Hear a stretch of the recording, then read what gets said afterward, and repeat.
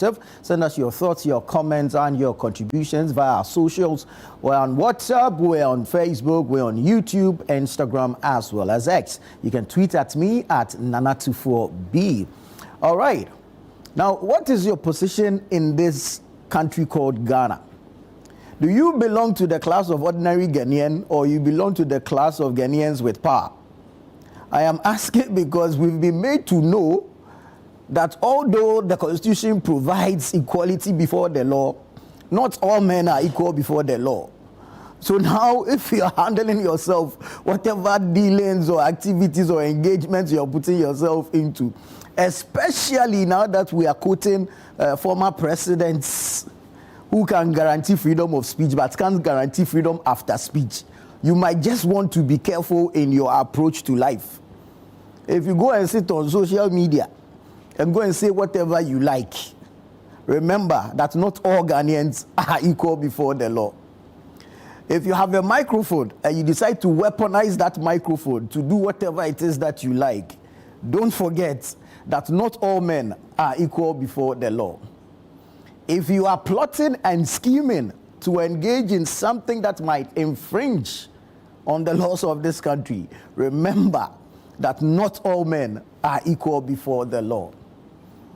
And if you think that you have some backing somewhere, when the time comes, you will be reminded that not all men are equal before the law. And then you will know whether you belong to the class of ordinary Ghanaian or Ghanaians with power. But you see, we need to be careful in how we approach some of these things. And we need to also be careful how we dispense the powers that we've been given. You understand? We should not be seen to be biased or to be towing certain lines. It is not fair. You get it? I know you know what I'm talking about, so just think about it. But never forget that when the time comes, not all men will be equal before the law, as we have been told, with a clear example given to us last week. It's dangerous, and it sets a very wicked and dangerous precedent. So let's all be careful. Me, I keep saying that you better play it safe than to be sorry, before you find yourself in trouble. And then when you get there, you are told that not all men are equal before the law. Like this morning, you find out when you have a matter in court, or you have a matter with the authorities, you will find out whether you belong to the class of ordinary Ghanaian, whom might be dealt with differently, or you belong to the class of people with power who need extra protection, in quotes. But like I'm saying, let's be careful out there, because when it matters, you will be reminded that not all men are equal before the law. Peace. Shalom.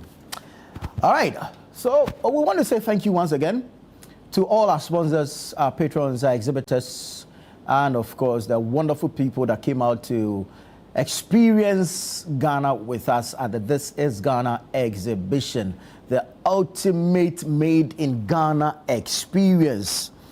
2 days of showing our Ghanaianness, 2 days of exhibiting Ghanaian ingenuity, 2 days of amazing Ghanaian or Ghana-made products on display.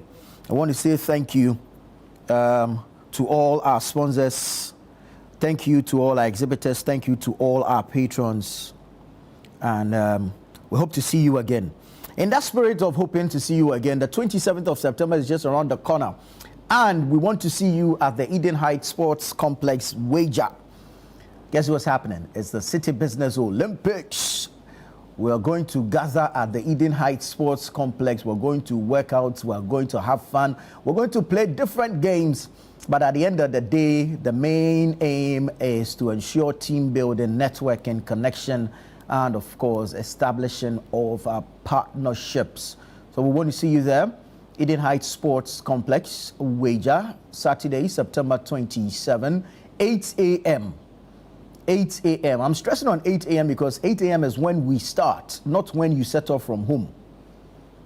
8 a.m. is when we start. So please, you might just want to be on time so we can start on time and finish on time. We want to see every company, every corporate body, every enterprise, every venture. Join us at the Eden Heights Sports Complex on Saturday, the 27th of September. To be able to participate, you need to call us, register and pay.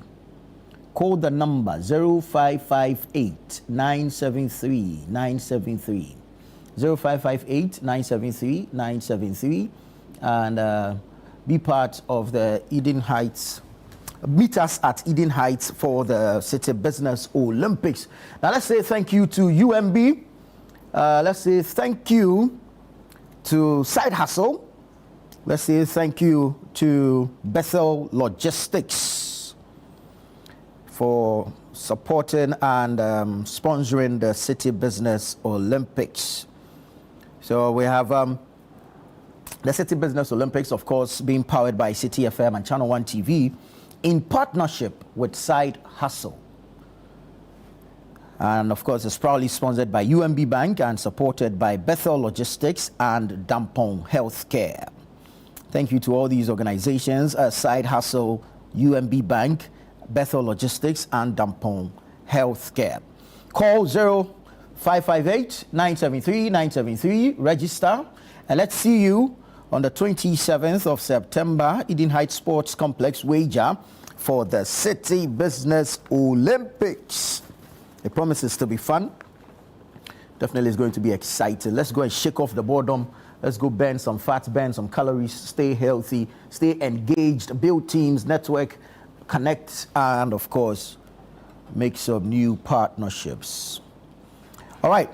Now, let me bring you the Channel One News app, which is hosted on the Google Play Store. Go to the Google Play Store, download the Channel One News app, and you have access to all the news as we upload them.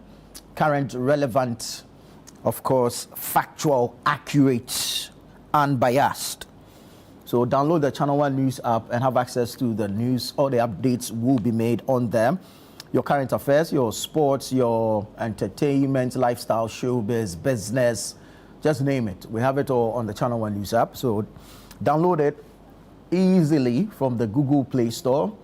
Quite simple to navigate, user-friendly interface. Download the Channel One News app from the Google Play Store. Let's make life easy for all of us. Let me take you into the newspapers now. I'm going to start with the front page of the Daily Graphic newspaper, which says, Anti-Galamsey Task Force purges Ankobra and Bonsa rivers. 300 structures destroyed, equipment seized. Anti-Galamsey Task Force purges Ankobra and Bonsa rivers. 300 structures destroyed, equipment seized. Poultry industry to be self-sufficient in 3 years. President pledges. Then Kukon Ketenkete have arrived. So yeah, poultry industry to be self-sufficient in 3 years. President pledges. Then you have Grail, others starved of raw material due to smuggling. This rubber thing, I think that we need to pay some attention to it as well. Okay. Professor Etuahene Jima named Academy of Management Distinguished Scholar. Professor Etuahene Jima named Academy of Management Distinguished Scholar. You have some sports on the back page. Amwes strike ends Kotoko's 15-year Brekum hoodoo. And then you have Gold Stars begin title defense with win. Hohoe United frustrate Hearts in league opener. So that's the Daily Graphic newspaper for today. Let me bring you some more papers. The News Center says, seamless digital services at heart of MTN's growth strategy. That's according to the group president and CEO of MTN, Ralph Mupita. NPP elders bind flag bearer aspirants into issue-based campaign. NPP elders bind aspirants into issue-based campaign. Not all Ghanaians are equal before the law. And this is according to a judge. Choose Rectron's $150 million for AT. Credible foreign investor holds key to telecom turnaround. That's according to the Member of Parliament for Mpraeso, Davis Ansa Opoku, also known as OPK. Ghana's tech future threatened by skills gap. That's according to Professor Menu on the front page of the News Center. Let's go into the Chronicle. Chronicle says, Mahama slams GMO chicken on the Ghanaian market as government eyes poultry sector shake-up. Hey. The president was selling live birds in Cocoa Kitty. Mahama slams GMO chicken on the Ghanaian market as government eyes poultry sector shake-up. I am the right person to lead NPP in 2028. That's according to Dr. Mahamudu Bawumia. U.S. deportee deal a blatant breach of constitution. That's according to the minority. Resetting the national leadership crisis of the Islamic religion in Ghana. An open petition to John Mahama. The scripture for today says, it's from the second book of Timothy, the chapter number 2, the verse number 7. Think over what I say, for the Lord will give you understanding in everything. Think over what I say, for the Lord will give you understanding in everything. 2 Timothy 2:7. May the Lord bless the reading of his word. Now let me jump to the back page of the Chronicle real quick and bring you some sports stories. Brentford score late to deny Chelsea victory in London derby. Zubi Mendy scores his first Arsenal goal as they beat Nottingham Forest. Yes, of course. What were you expecting? Definitely going to beat Nottingham Forest. So yeah, Tottenham claim comfortable win over 10-man West Ham. Oh, Charlie, but the West Ham people, why were they booing our boy like that? The way they were booing Kudus, even the ball boys were not even picking the balls for him. It's not fair. Football has grown past that stage. Let's not do this to our own. Anyways, 10-man Real Madrid maintained their 100% start with win at Real Sociedad, and Juventus beat Inter Milan in 7-goal thriller. Absolutely fantastic game it was over the weekend. All right, I'll jump to the Herald newspaper. Larry Dogbe is the Herald newspaper. Bawumia leaves out Akufo-Addo from NPP's confessions list. He disowns responsibility for party's defeat and chaotic state.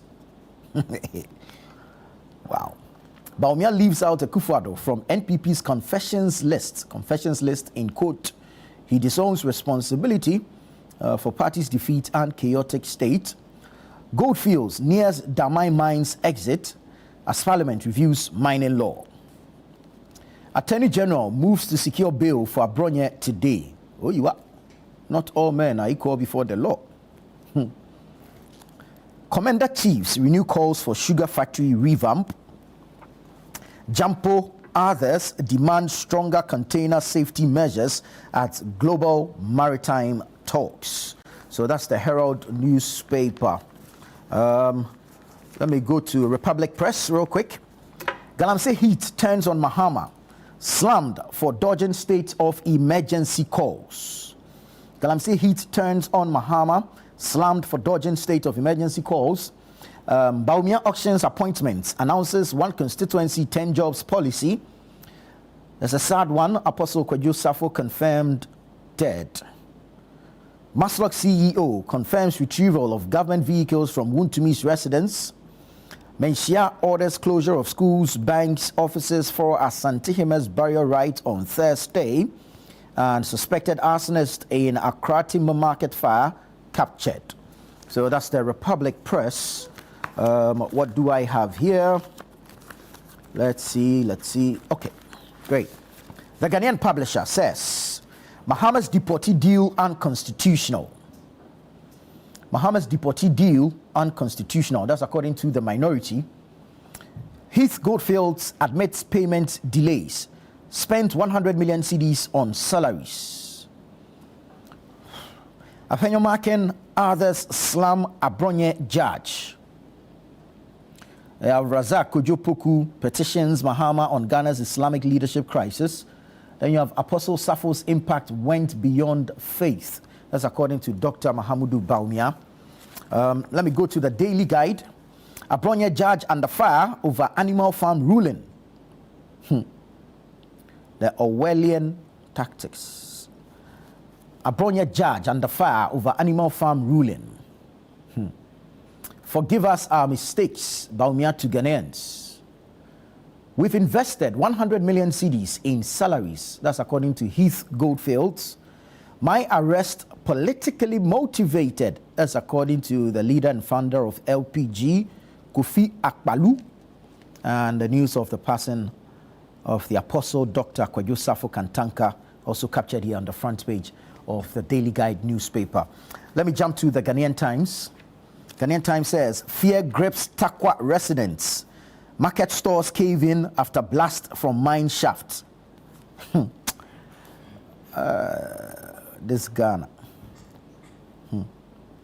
Okay. Kumasi shuts down for Asante Heme's burial on Thursday. 2020 National Best Farmer to unveil 8 million cedi cocoa dryer house at Mpataba Kusikrum. 2020 National Best Farmer to unveil 8 million cedi cocoa dryer house at Mpataba Kusikrum.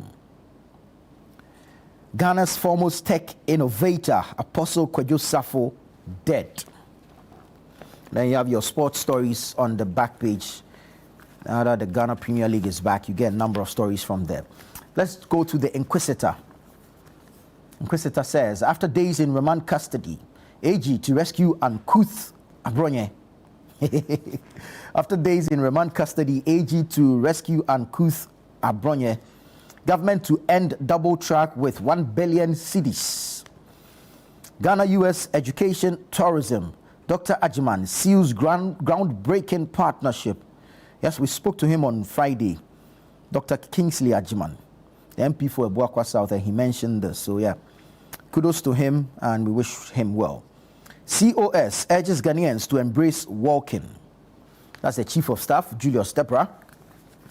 The Point newspaper, or the Ghanaian Point, says, Ghana to achieve 100% chicken self-sufficiency in 3 years. That's according to President Mahama. Celebrated apostle and industrialist Safo Kantanka dead. Veep Opokwajiman enstood as Owabrempong Krukwo the first at Commander Inyeyi Festival. Beg IGP to free Abronye. Bebu urges NPP. And then you have NPP youth to stage September 23 protest against police harassment. Next, we have the Informer. We are sorry, Bawumia apologizes to delegates. Deportation of West Africans. Civil rights group fights Trump over Ghana. Abronye out of cage today. GBC crushing under financial constraints. Suspect in police grip for inciting violence against government officials. So that's the Informer. Let's do Custodian. Custodian newspaper. Minority rejects Ghana-US unlawful deportee deal. All citizens not equal before the law. Abronye judge gives Animal Farm ruling. We will maintain Bawumia for 2028. Ashanti region speaks. Cost of electricity killing GBC. 2 studios shut down. And Apostle Kwadwo Safo passes on. Let's go to the Economy Times. Global price volatility, cedi fragility threaten Ghana's cocoa revenues. Global price volatility, cedi fragility threaten Ghana's cocoa revenues. cedi falls 18.5% from exchange rate low amid assurance of stability. And then you have ADB MD pushes for NIBF, says it will empower businesses, stimulate economic growth. So that's the Economy Times. Business and Financial Times. Leverage risk sharing tools to unlock SME credits. BOG to banks. Western Regional Minister urges TCDA to resolve raw rubber supply bottlenecks. Metropolitan Ghana acquired in strategic deal with EMPLE. Customers assured of seamless service and enhanced digital tools. All right, so I'm going to take you online now and bring you some stories from our web portals. We'll start off with channel1newsonline.com. Channel1newsonline.com. We have over 200 homes submerged in Ponkatamanso floods. Over 200 homes submerged in Ponkatamanso floods. Let's look at some more stories. Deteriorating state of National Archives at ISD heartbreaking. That's according to the Parliamentary Committee Chair. You have in the Upper West region, 1 dead, property torched amid kidnap allegations at Hamile. You have government to boost naval capacity for maritime security and blue economy. That's according to Professor Opoku-Agyeman, the Vice President. Let's do some more stories. Tariff hikes will fuel inflation, wipe out small businesses. Fabag warns. Tariff hike will fuel inflation and wipe out small businesses. In the Eastern region, 1 dead, 4 injured in Nyamikrom road accident. 1 dead, 4 injured in Nyamikrom road accident. Celebrated industrialist Dr. Apostle Kwadwo Safo dead. Utilities end user tariff will be lower than proposed figures. That's according to Nanaya Jantua, presidential staffer. Unattended rubbish fire blamed for Accra Timber Market Inferno. That's according to the Ghana National Fire Service. Commander-Chief cautions against politicizing chieftaincy disputes. Timber Market fire, please arrest suspect. Okay, please arrest suspect. That's according to the Ghana National Service. Inyeyi Festival, Professor Opoku-Agyeman and stood as Owa Brempong Kruko the first. All right, let's go to citynewsroom.com. Citynewsroom.com. GBC announces new management model to ensure sustainability. GBC announces new management model to ensure sustainability. Apostle Kwadwo Safo's legacy will inspire generations. That's according to Dr. Mahamudu Bawumia. Right leadership needed for GBC, GNA, ISD to thrive. That's the Bumprugu MP speaking. GNA appeals for support amid severe financial challenges. Ghana Navy set to acquire offshore patrol vessels, as according to Rear Admiral Bessing. In the Upper West region, tensions erupt in Hamile over alleged kidnapping plot involving immigration officer. Government exploring ways to equip Navy and address challenges with urgency. That's according to the Vice President. Tariff hikes will collapse 24-hour economy and businesses. Fabag warns. It is killing us. CD recovery not worth human cost of Galamsey. That's according to Cadman Mills. Eastern region, 1 dead, 4 injured in Kufodua Nyamikrom road crash. And Ghana Navy commemorates 11th Memorial Day, marks 35 years since Yogaga bombing. All right, so you can get details of these stories and several others online, citynewsroom.com, as well as channel1newsonline.com. Then again, you can download the Channel 1 News app from the Google Play Store and have access to all these stories and more. This is Breakfast Daily right here on Channel 1 TV. Stay with us. We'll be right back. When we come back, we begin the news review segment.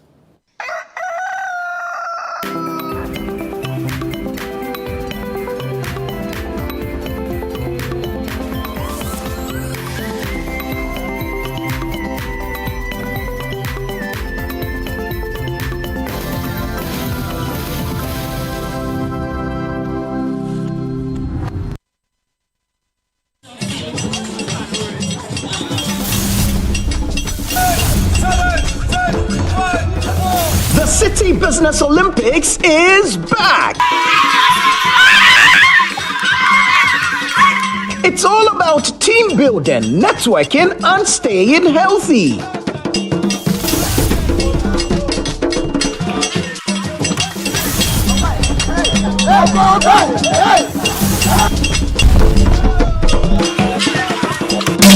Which game will your company participate in this year? Is it 7-a-side football, volleyball, swimming, basketball, or sack race. Rally your teammates and get ready for action. Date Saturday, September 27, 2025. Time 8 a.m. Venue Eden Heights Sports Complex. Call 0558 973 973 to register your company today. Let's keep fit, grow connections, and enjoy a day full of energy and excitement.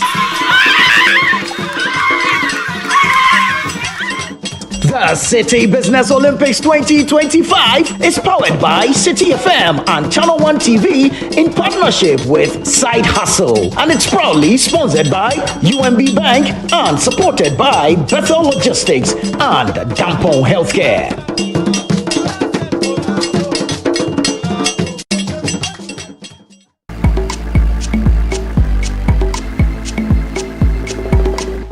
I have the beautiful Manisha Tawani and also Anjana Tawani. Yeah, so my mom, growing up, my mom's food has always been, people have always complimented my mom's food, even her friends, my friends, people would always be like, you know, she needs her own restaurant.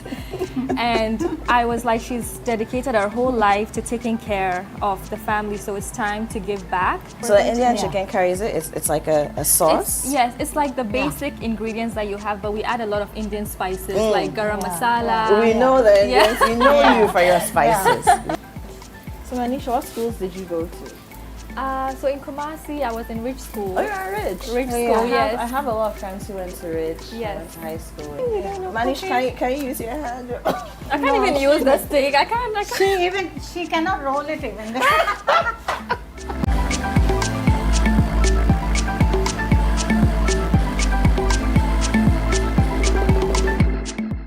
What's Cooking is brought to you by Tasty Tom and Lily Rice.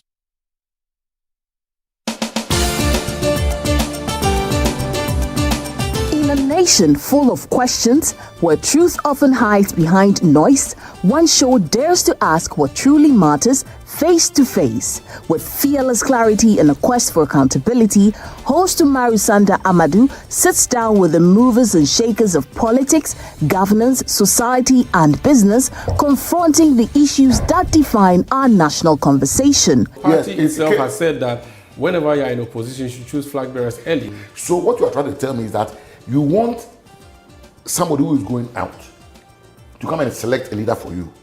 So the next person will come and say, but I didn't select him. Direct victim of attack, violent attack.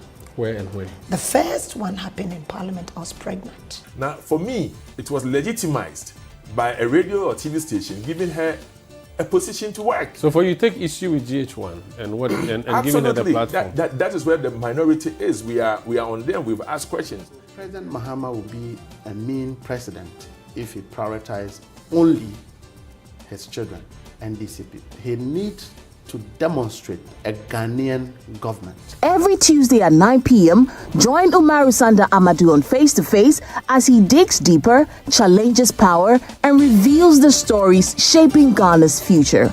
Only on Channel One TV. In a world filled with challenges, we all need guidance, hope, and a lifeline to anchor us. This is Lifeline, and I'm your host, Fred Crunchy Mensa. From social issues, relationship challenges, and family matters, Lifeline is here to inspire, uplift, and guide you on your journey. Where we give you support, where we hold your hand through the valley and through the thick and thins of life. Join Bishop Fred Crunchy Mensa. I welcome you especially to Lifeline. Every Tuesday and Thursday at 10 p.m. right here on Channel One TV. Let's walk this path together, strengthen our faith, our families, and our lives. Lifeline, because every soul deserves a guiding light. Tune in to Lifeline on Channel One TV and let's grow together.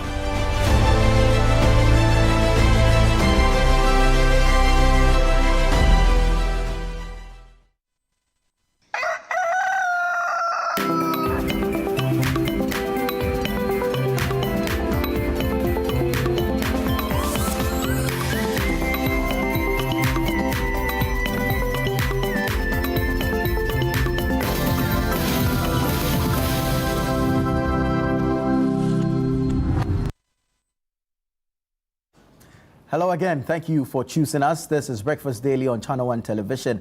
I am Nanatufo Boateng. This morning I'm in studio with Dr. Palgrave Boakye Dankwa. He's a member of the New Patriotic Party. Good morning, sir. Good morning. Good to have you. And Wanda Madilo is a member of the National Democratic Congress, NDC's communications team. Yes. Wanda, good morning. Very good morning to your Good to see you. lovely viewers, and to my brother. Right. This morning we have a number of issues to look at, but we start from the courts. The issue of arrest and detention and remand. This time round, it is that of Abronya DC, the NPP's Bono Regional Chairman, Kwame Bafo, also known as Abronya DC. We know he's been remanded by the courts over offensive conduct. We also know and have heard that the Attorney General will be moving to secure bail for him hopefully today. So let's get straight into the conversation. Doc, from where you sit, your party thinks that if like state machinery is being weaponized against some of your members, we've had threats of a planned demonstration, September 23rd, I think. Your national youth organizer is the one championing this. If a person falls foul of the law, should he not be dealt with? Is this not the law at work? Why the hue and cry if a person is found having engaged in misconduct and has been picked up? And a very good morning to you and a very good morning to your viewing public. And let me this morning send my condolences to the bereaved family of the Christo Asafo family. Yeah. They lost their founder and he was a very generous man, very philanthropic. The daughter is a member of the New Patriotic Party. Our deepest condolences to him. He was such a very good man. And, we pray that the good Lord would find a resting place for him. Now, I am indeed getting very troubled. And I would take it in a number of value chains. Okay. I believe that we should live in a country of values and ethics, where when people use certain words and people speak, there must be institutions that must call them to order. We have seen that it's been going on all across board. In the generation when I was born, and the generation that brought me up, we were taught that a value system is what orients a society and a community. And we were taught that it takes not just an individual to raise a human being, but it takes an entire community. Yeah. Before I come to the conduct of the Ghana Police Service and the abuse of power and what is going on in the country, let me first address the fact that the Bono chairman for the New Patriotic Party has been on digital media. He has used all kinds of words. I would have wished that we always say that, godliness begins at home. True. I would have wished that my political party should have drawn him to order. If my political party had cracked the whip very early, I'm not sure would have gotten to this state. And so whilst I cracked the whip of my political party's indifference of calling the chairman out, I deal with that, then I can now come and deal with the issues that are happening in the country. So my party failed in calling him out because the New Patriotic Party is a party of dignity, a party of values, a party of respect, a party of intellectuals, a party of grassroots, a party of well-brought-up, well people. So if you have a regional chairman who is going off board some of the ethos of the New Patriotic Party's value system, should have been called out. Now, he went ahead because he has not been disciplined by the party. He went ahead and now his impact has affected the country, where he made certain statements against the sitting president and made certain statements against the IGP, which is why we are where we are. True. Now, I am getting increasingly troubled with the level at which the government and the security handles some of these issues. you can clearly see that the verdict that came from the judge has not gone down well with all the political parties. My political party has not been glad at all with the fact that we are almost living in an animal kingdom where some people are more valuable than other people. But for me, it calls for a rethink of a Ghana value system. I can never on any day sit on national TV, be in my private conversations and insult elderly people, not even my colleagues. But it has become almost a pathway to an accomplishment in political career if you are able to insult. That means you are bold. That means you are assertive. But that means you are not brought up well. And so the Ghana police handled the issue Black Maria for an issue like that, telling you the gravity of it. I mean, I don't think that this is a war situation. I don't think that such an individual has killed 1,000 people, that he's so much of a threat that he's placed and put in such manner. But the Attorney General says he's coming to his verdict. They gave him a 7-day custody. We really, really need to look at this country very well. But whilst we are at it, you see, Nana, there are a lot of insecurity issues that have happened over the past months, and I've detailed that. And I think that the Ghana Police Service and the President of Ghana, Dramani Mahama, should pay particular attention to it. Nana, almost immediately, I don't know why the President has not selected a new Minister for Defense. I don't know why. This weekend there were issues in Hamele, a very peaceful community, peaceful border town.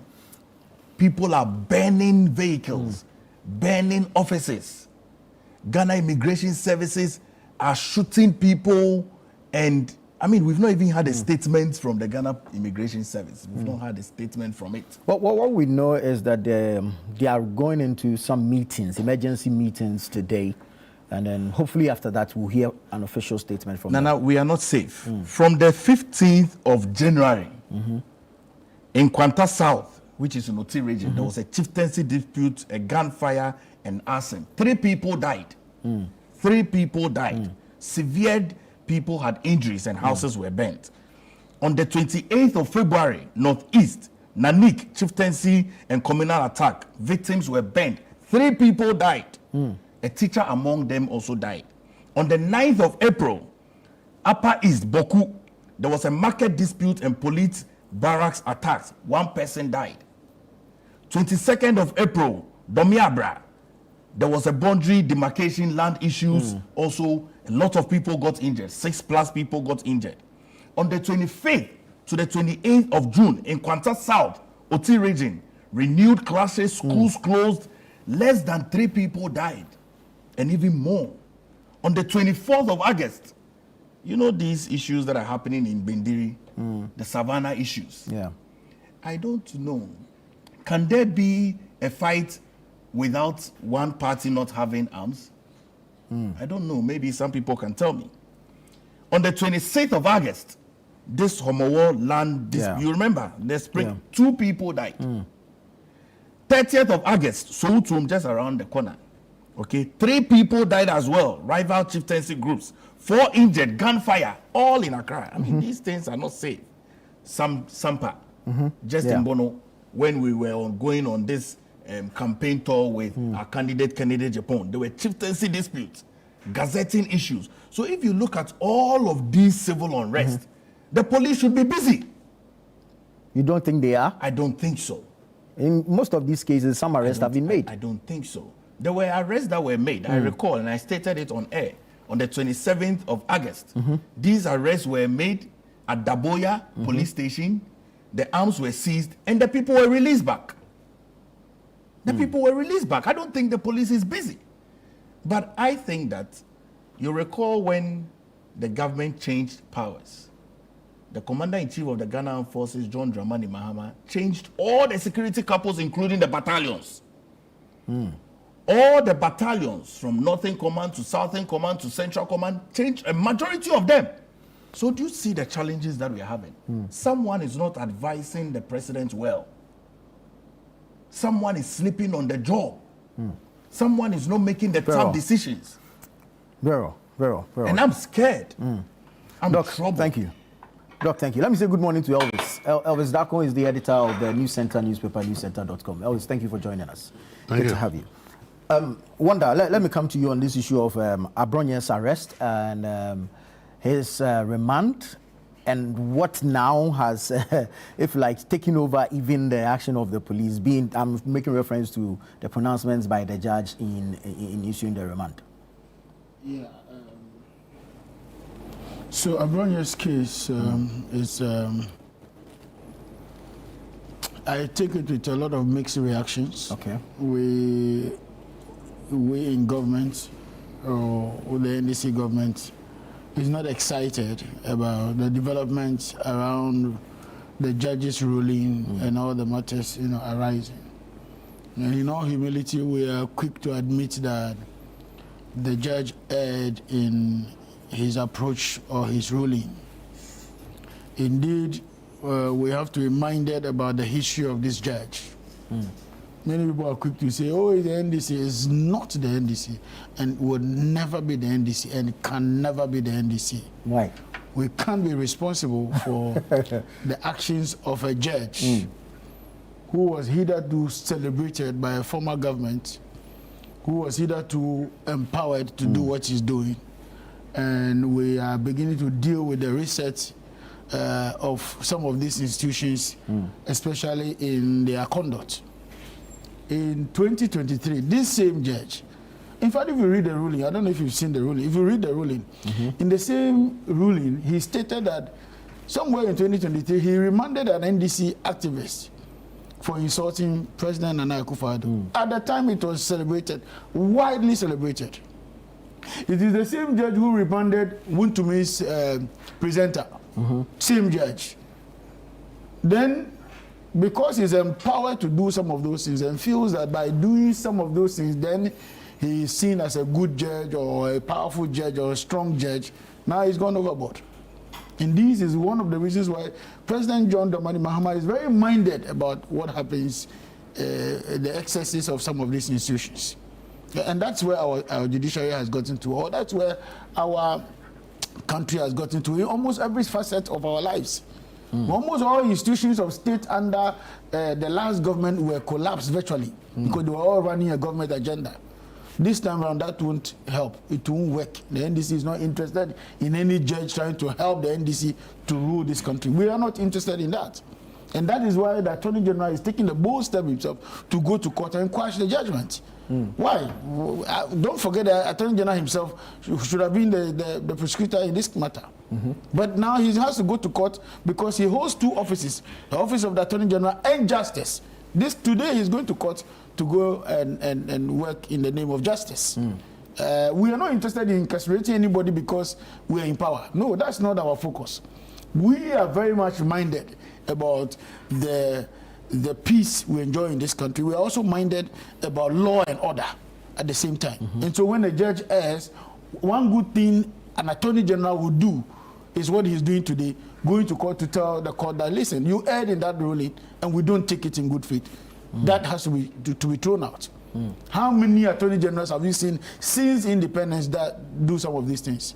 That I'm prosecuting the matter, I'm prosecuting somebody, the judge has taken a comfortable ruling for me, and I go back to court and say, no, even though you have ruled that this person should be punished or should be reminded, I don't agree with the ruling.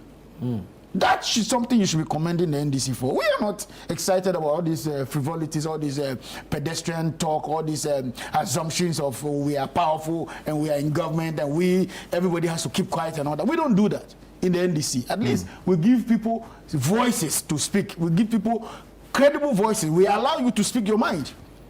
And when you speak your mind, you have to be responsible for the things you say. And in as much as we all disagree with Abronye's approach to insulting everybody, I go to Action Chapel. I have seen him berate Archbishop Duncan Williams just a few days before his trouble started. I've seen him berate John Dramani Mahama, insult him. He's a stupid man, he's a foolish man, he doesn't think, he's Jimmy. He says all kinds of rubbish. In fact, if the president had allowed some of us those times, we would have beat him to pulp. Yes, I'm telling you. So, but you see, John Mahama is not that kind. He's not that type. He's not the tyrant of a leader we've had in the past who would send even boys after him. We have had journalists in this country killed in cold blood. Ahmed Swale was just minding his business, and he died in the line of duty because some individuals, some people who felt that he was a thorn in the flesh of other people went after him and killed him in cold blood. People actually called for him to be killed in this country. And we had the president doing nothing, absolutely nothing about that. On a good day, if you talk about this under President John Dramani Mahama's tenure, he would have even gone to the family to commiserate with them. We didn't see that in the previous government. And so when we hear people make comments as though the NDC is interested and excited about what is happening to Abronya, it's a fallacy. We are not excited about that.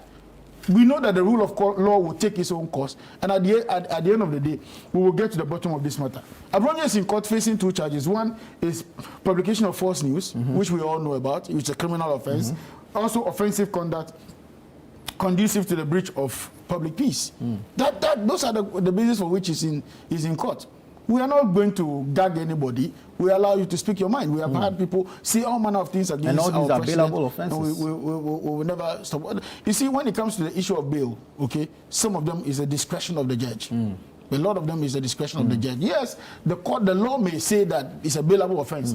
But if the judge has to look at the circumstances under which I'm going to grant you the bail, if I grant you bail and you jump out, or you are society risk, or you say a murder, somebody has murdered, is gone berserk, shooting everybody, and you bring me to court. And but the law in this says, case, Abronya is not a murderer. I'm coming. No, I'm saying we're talking about discretion. Right. I'm talking about discretion of a judge. It differs from one to the other. And the judge says, oh, leaving this person to go and work in society is extra harm because you can pick up a gun again. We don't know when you go off again and kill people. Yeah. So I'm keeping you in the cooler until the case is resolved. That entirely is within the bosom of the judge. And we cannot fault the judge for some of those ones. But when you take a ruling and mention Animal Farm and mention all kinds of drama and say all kinds of, issues that a judge on a normal day should be conscious of, that I think is reprehensible. And the NDC government wouldn't means worse to go to court and drop that. Abronya himself also has to be advised. You see, the MPP in one breath wants to tell us that, it is bad, this is the kind of bad governance we have voted for and all that. But you are not willing to tell your man that this is bad. Even in your own party. Is that the kind of conduct the NPP represents when we were born as young people watching the NDC from a distance? Would this have happened under the lives of proper, MPP upper chicks? Excuse me, people like President Kufuor would have been president of their party or president of Ghana or flag bearer of their party. You have these dissidents, these hoodlums in the party doing this nonsense. At least, who to me is now quiet a little. How about Abronya? Should everybody be disrespected because of this idiot? Excuse me.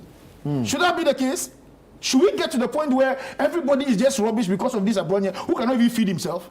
Who cannot even do anything for himself? What has he achieved in life? You call people who are 70 years old, 80 years old, people who have achieved a lot, people who have labored for this country, and you insult them as though they are your junior brothers. Would you even dare to do that to your family or your parents?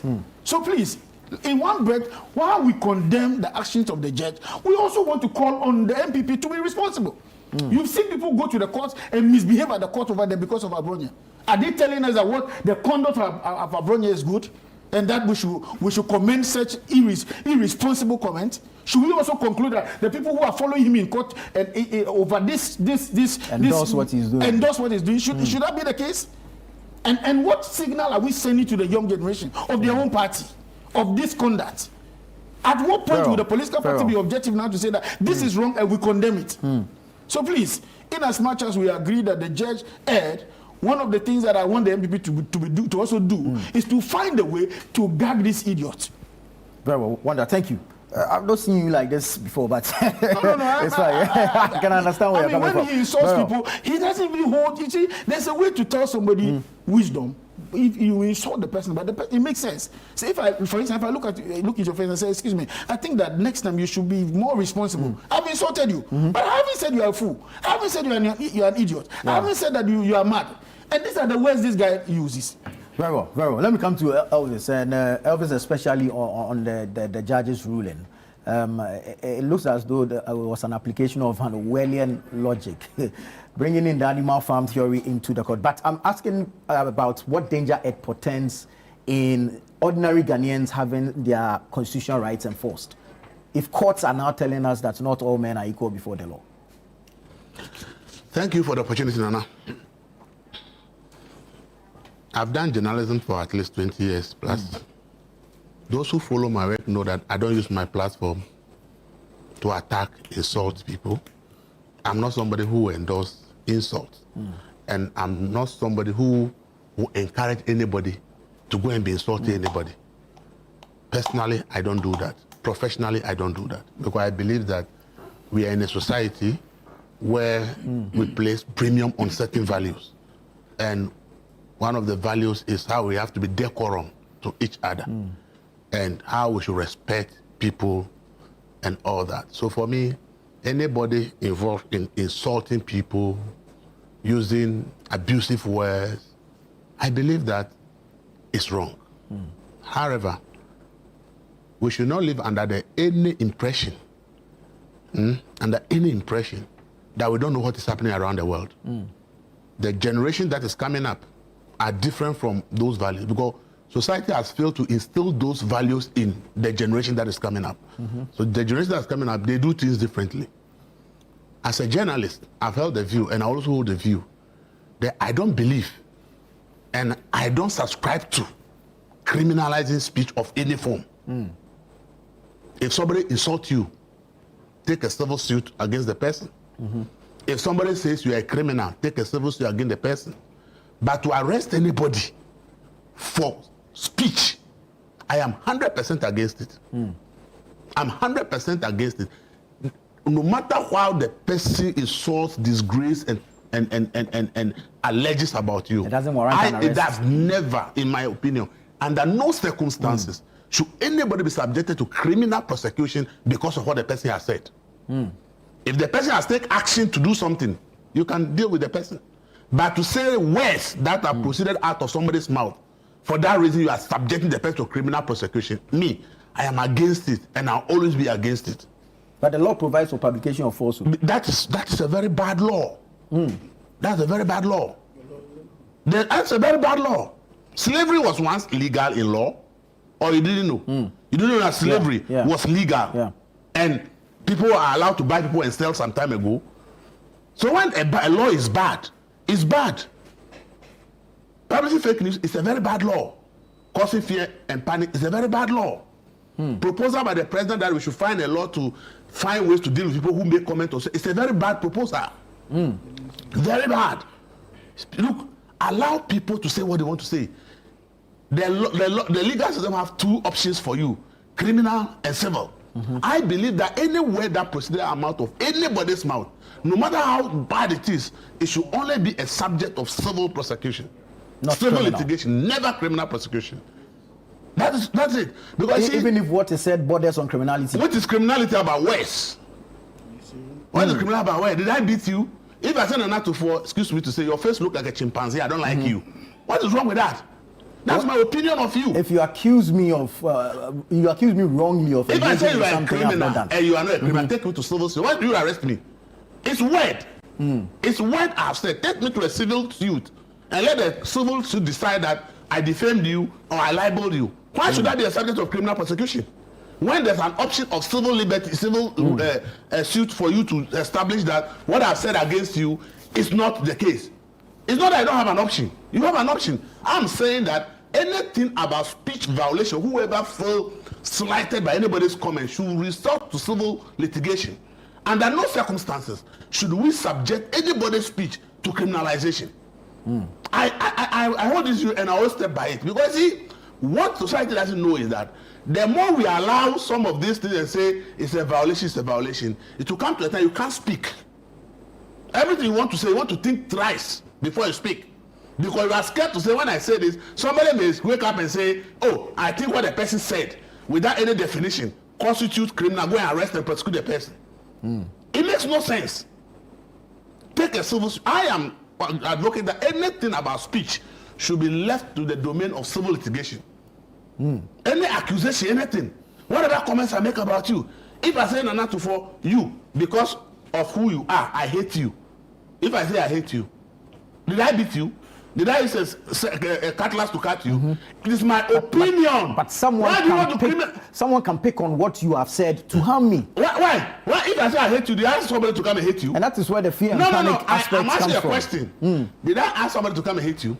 Or did I ask somebody to come and beat you? Someone who likes you, idolizes you, can pick on what you have said. That is where you have the problem. When somebody goes and misbehaves, don't blame somebody's speech. You cannot tell me that an adult going to do something and misbehave. You say blame somebody for that somebody's behavior because somebody has said something. That is you do not agree that your words can incite someone to do something. As I said, I have not incited anybody. I have not said everybody should hate Nana Tufo because I hate Nana Tufo. I am saying I Elvis. I see Nana Tufo and I don't like him. I hate Nana Tufo. That is my view and my opinion of you. That's how I feel about you. I'm not asking people that they should hate Nana Tufo. I've not said that. I'm not saying people go and beat up Nana Tufo. I've not said that. I said me, as I see you, looking at your face, I don't like you. I hate you. And then if I say I hate you, say it's hate speech. What's the meaning of that? That is how I feel about you. That is my expression of you. That's my view of you. That's my opinion of you. You are saying that I should be that a law should prevent me. A law should prevent me from having an opinion about you. Right. Why should the law prevent me from having an opinion about or a view about you or saying how I feel about you? Why? This is the problem. And if I have said that people take claps and go and beat Nana Tufo, that is incitement. But if I say I don't like you, it's not incitement. It's my view. It's my opinion. It's how I view you. That is how I feel. Whether I say it or not, that's how I feel. So you see, this idea that we are all trying to support and say people should know that what people say about you does not define you. It does not who you are. If I sit there and say Nana Tufo is a criminal, example, it doesn't mean you are a criminal. That is what I think about you. But does that make you a criminal? What is the evidence and record to show that you are a criminal? So the fact that I have said Nana Tufo is a criminal does not mean that you are a criminal. Do you understand it? And if you know you are not a criminal, why should you be angry if I say you are a criminal? Okay, and why will you want to say that? The effects of what you say. No, what is the effect? Why should you say that? If you say I am a criminal, although I know I am not, somebody who has heard sin. That is the point. So if you want to seek redress for what I've said, go through civil litigation. It should never be a subject of criminal prosecution. Why is it that I say you are a criminal, I should be arrested, put in handcuffs, and go and put in police, remanded? It makes no sense. There's another option to you that if people say things about you, you have defamation, you have libel. There are options for speech violations. That is legal. I'm not against anybody suing me or you for what proceeded out of your mouth for you to go and I'm not against that. But I'm saying that I am against using criminal process to attack to people like that. Right. The judge's judgment. See, this country, I think such a judge, I don't know whether the General Legal Council can suspend him.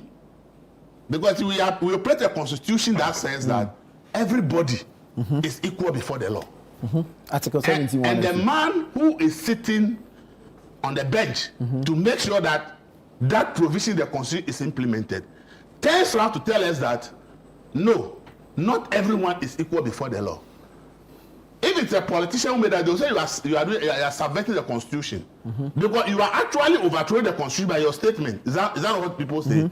Should the judge be arrested for overthrowing the constitution by his judgment? Because those of you who are saying that West people should be arrested, then you are saying that the judge should be arrested and prosecuted because what he has done is like overthrowing the constitution. Because the constitution says that every human being is equal before the law. But the judge sits in judgment and says, no, for me, not everyone is equal before the law. Should that judge still be allowed to continue to sit on cases in this country? Should the General Legal Council not say, no, this judgment is an overthrow of a provision of the Constitution, and for that reason you cannot remain a judge? I don't know whether you can do that, but I think that the judge is 100% fraud. You see, I see it as just finding a reason to remand Abronye. That is, he's just struggling. How do you go and bring an animal farm into your judgment? He even said that either a quotation that freedom of speech you have, but freedom of speech. That was made by Idi Amin. It was not made by Mugabe, but he attributed to Robert Mugabe. So you ask this judge who is sitting there, probably maybe somebody has to call for some of his previous judgments and look at it, because this is so shocking for a judge to make. Look, I want to reiterate that this country, if we have chosen that we want to go by democracy, which is law, rule of law, we must stick by the law. Look, people should not say Abroni has said the worst thing in this country. It's a lie. People have said worse thing than what Abroni has said in this country. Nobody has arrested them. People. And President Mubarak was accused by someone that he killed his wife. We're in this country. We're in this country. People have said worse things about people in this country that were not arrested. So nobody should sit here and make argument that Abroni, what he said is the worst thing in this country. Abroni has not said the worst thing in this country. But you condemn him. But I said from the beginning that for me, so let's not do that justification. No. You see, this is the problem we have. When the truth is that we must say it. To make the claim that what Abroni said is the worst thing anybody will say, it's not the truth. People have said worst things on radio, on television, on internet in this country, and nobody has arrested them. Do you understand it? I have said it here. If I stay here and say I will do a coup, if you come and arrest me, it's waste of your time. I have not taken a step. You have no evidence that I have planned. I'm doing planning. I'm organizing equipment. I'm talking to people. I just said it, and you said because I said I organize a coup, go arrest Elvis. How does that make sense?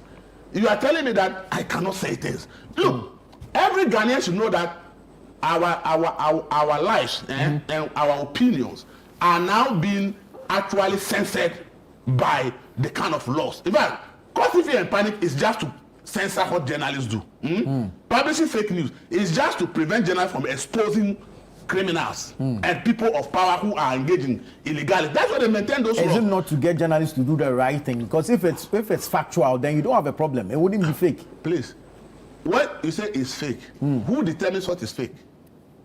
I mean, if the facts are contrary to what you are. So let the civil litigation do it. That's why journalists are not immune from civil suit. If I publish something that is fake, let the civil litigation determine whether it's fake. Very well. I want to give you an example. I want to give you an example. Very well. One doctor tells you that if you eat eggs, your cholesterol will go high. Another doctor says, eggs are very good. You can eat as many as you can. Between these two doctors, who is publishing fake news? And which one should be arrested? These are all qualified doctors. They've been to school. They are qualified. They have their qualification. And once my research shows that eggs are good for you, eat more. Another one comes up and says, eggs are very dangerous for you, don't eat. If you are applying the law of publishing fake news and causing fear and panic, which of the doctors will you arrest? So when we are talking about facts, fact is subject to who is saying it. So you cannot sit and tell me that what I've written is fake news. So if I had gone to write that eggs are dangerous, and somebody go and arrest Elvis because another doctor says eggs are very good, go and arrest them for fake news. So these laws, they don't have any meaningful definition. They don't have any scope. They are just generalization words they put out there just to make sure that they put fear in people not to express their opinions. And that's what I'm saying, that subjecting anything that is a word out of the mouth of an individual should never be a case of criminal prosecution. Make it civil litigation. There are options in civil litigation that a person can take. So it doesn't matter whether the person accuses you of criminality, because I use word and say Nana Tufo is an armed robber. Okay, I say that. What should I be an armed robber? If you are not an armed robber, why should you be worried? And why will you be chasing me because I said Nana Tufo is an armed robber? Why don't you go to court for the court to prove that? If you say Nana Tufo is an armed robber, bring your evidence to come and prove that Nana Tufo is an armed robber. Why do you have to arrest me? Let me hear from Wanda. Wanda, you have some concerns. Sincerely, I think that everybody should take a course in criminal law. I mean, listening to my brother Elvis, I feel very sad. Why? You know, there is a reason why laws are passed. And those laws are not just there because somebody has to be punished. Public order, public peace has to be guaranteed by the law. And the law is not only there to protect even individuals, even property, even companies that have assumed a personality status. Those are the reason for which we implement laws. You remember, even go outside of Ghana's jurisdiction. The almighty Donald Trump was prosecuted for what? Incitement. He was only inciting people, allegedly. And then we sit in this studio and pretend that inciting people should not be a criminal offense. Really? Then there will be chaos. The Rwanda war, or is it Rwanda?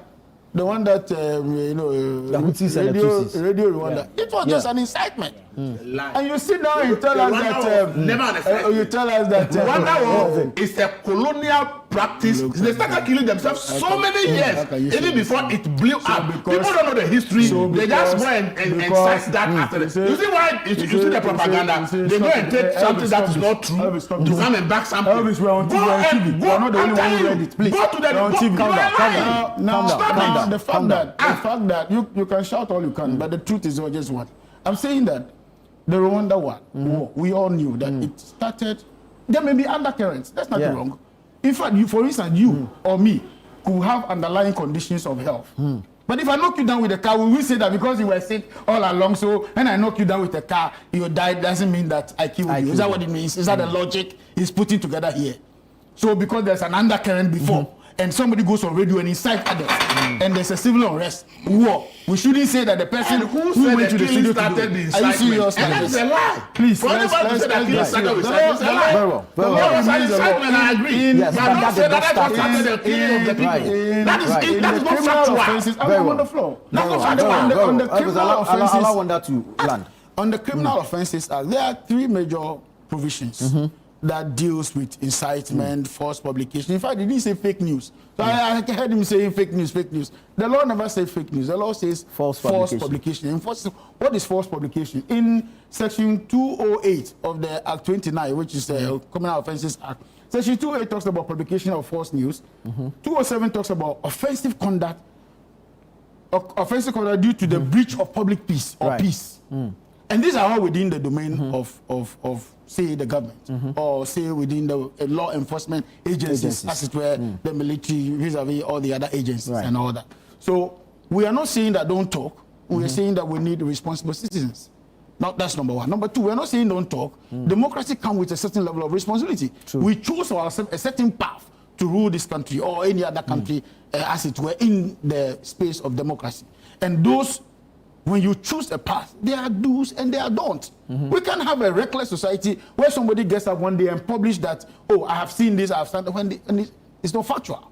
You need to be held responsible for your words. So in one breath, he condemns the activities of people who publish, who misbehave and do all kinds of things. Then in another breath, he says that, oh, it's all right, nobody should be charged for publication of false news. You know what it means when you say publication of false news? Imagine, let's say, a bank, a very big bank. You get up one day and say that, oh, there's shortfall of cash in the bank. And then all depositors besiege the bank. And then all kinds of things happen. And people burn the bank, people demand for their money, lives are lost. We should let you go. That's the kind of journalism we should be practicing in our country. Are we the only democracy in the sub-region or in the world? Don't we see best practices in the US, in the UK, in France and other places? How is it done? How is it that it's only in Ghana that a journalist will sit on TV, live TV, and tell people that when you publish false news, it should be taken as a civil matter? And that should be the license now for people to do all kinds of things. We repealed the criminal libel law. Why did we repeal it? Because it was abused. But in that same repeal of the criminal libel law, when it comes to the Constitution Act in Article 21, the Constitution was clear. The provision on free speech. But then that free speech, again, is controlled by another law that says that you have to be responsible for the things you say. And in the responsibility is to publish truth. For instance, if I defame you, the only defense against defamation is truth or a court ruling.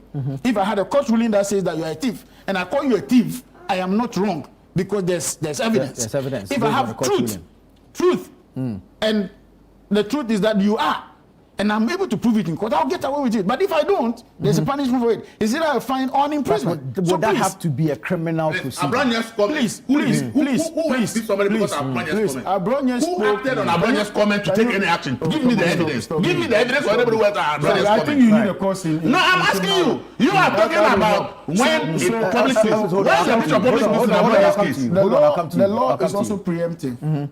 Okay. Yeah. That's why in some criminal conduct we call it street liability. For instance, if you cross a red light Should the police come and be begging you that when you cross, this was the consequence of when you cross? It's called street liability offense. Once you cross it, there's no defense. Right. You can't say that, oh, I was Is in a that hurry. speech? I am going to crossing street like this is speech. I'm giving you setting an basics on example. that. How can you say the one you're talking about speech? You are giving some other examples. What has it got to do with speech? Let the discussion be on speech. You should take a course in criminal. No, let the discussion focus on speech. Hold on. You are going to do example that have nothing to do with Hold on. speech. Let him make his point and then I'll come to you. I was speaking to the essence of law, that the law is also preemptive. He asked, so if you were listening, you would have known what I'm saying. He asked whether who took action based on Abrone's Abrone's, and I'm saying that the law is also preemptive. For instance, your action is likely to cause this. Do you understand? And so we will stop it if it has to be stopped. Should we wait for it to happen before the law intervenes? No. And I'm saying that there are some crimes that are committed. We call them street liability crimes. For instance, you cross the red light. There's no defense. You can't say that my grandmother is sick. I'm rushing. I'm taking blood to my grandmother. Oh, that's why I crossed the red light. It's not a defense. You will be punished for it. So such is some of those laws. That the law, this thing you have done is likely to cause public disorder. If the person can prove that what you have done, the action you have taken is likely to cause public, they can go to court. So there is a criminal provision. There is also a civil provision. However, Abrone's case was against the IGP. The law, the IGP, not the IGP as a person. It's against the state. Yes, the office he holds. So you don't sit on radio and just because you are a journalist speaking for a certain interest, then it means that everybody else should go to hell, and then the law should be thrown aground. How old are you? How old is Ghana's democracy? And so at this point, your suggestion on this program becomes the basis for which Ghana must make progress. It doesn't work that way. The law remains the law. At least we are told by the former Chief Justice. Very well, very well. Let me come to Doc before I come to you, Elvis, so we can cool the heat in the room. Yes, Doc, your final submissions on this issue. You know, I get very surprised. You know, because I have stated that we need a value-driven country. This country is almost becoming valueless. It's almost becoming a country without ethics. I mean, so sometimes I feel and find myself very strange in certain environments and certain conversations. I hope that this will send some cautioning to political party members, national officers. I mean, your freedom ends where someone else's freedom begins. So you must marry the two, and we want to have a lot of serenity in this country. But I insist that President John Dramani Mahama must immediately appoint a Minister of Defense, send the person to Parliament for vetting, because the chaos and the insecurity in this country is overwhelming. That is a huge concern for me. Very well. Elvis. I've known IGP Yohoro at least for the past 15 years. I know what he's capable of. Abrone sitting on TV say IGP Yohoro is incompetent. Does it make IGP Yohoro incompetent? The fact that Abrone said the man is incompetent, does it mean that he's incompetent? No. So why arrest him? But what he's saying, does it I'm saying, I'm giving you an example. It's an example. Where example? Please, the man has been arrested based on something specific. Mention the specific. The thing you read, what did you read? The charges you read, what is it? No, he should repeat it. No. To make it the thing you read, I don't know the charges. You are the one read the charges. The charges you read. So if you don't know what is wrong with the charges? Elvis, if you don't have the fact, what are you speaking to? What are you talking about? What you said? Please. You are misleading us. Let me tell you. The fact that somebody says you are incompetent or you are a criminal, it does not define you that you are a criminal. Okay? Right. The fact that I proceeded out of somebody's mouth that you are a criminal or you are incompetent with that doesn't define you that that's who you are. Indeed. Oh, you understand it? So the fact that somebody will be arrested because he, in his opinion, thinks that you are this or you are that is dangerous for everybody. It means that every opinion you want to our spouse as an individual, you now have to be thinking about the criminal prosecution you face, depending on whose interpretation, depending on who decides to interpret what you have said the way you think it is. Criminal libel law was never repealed.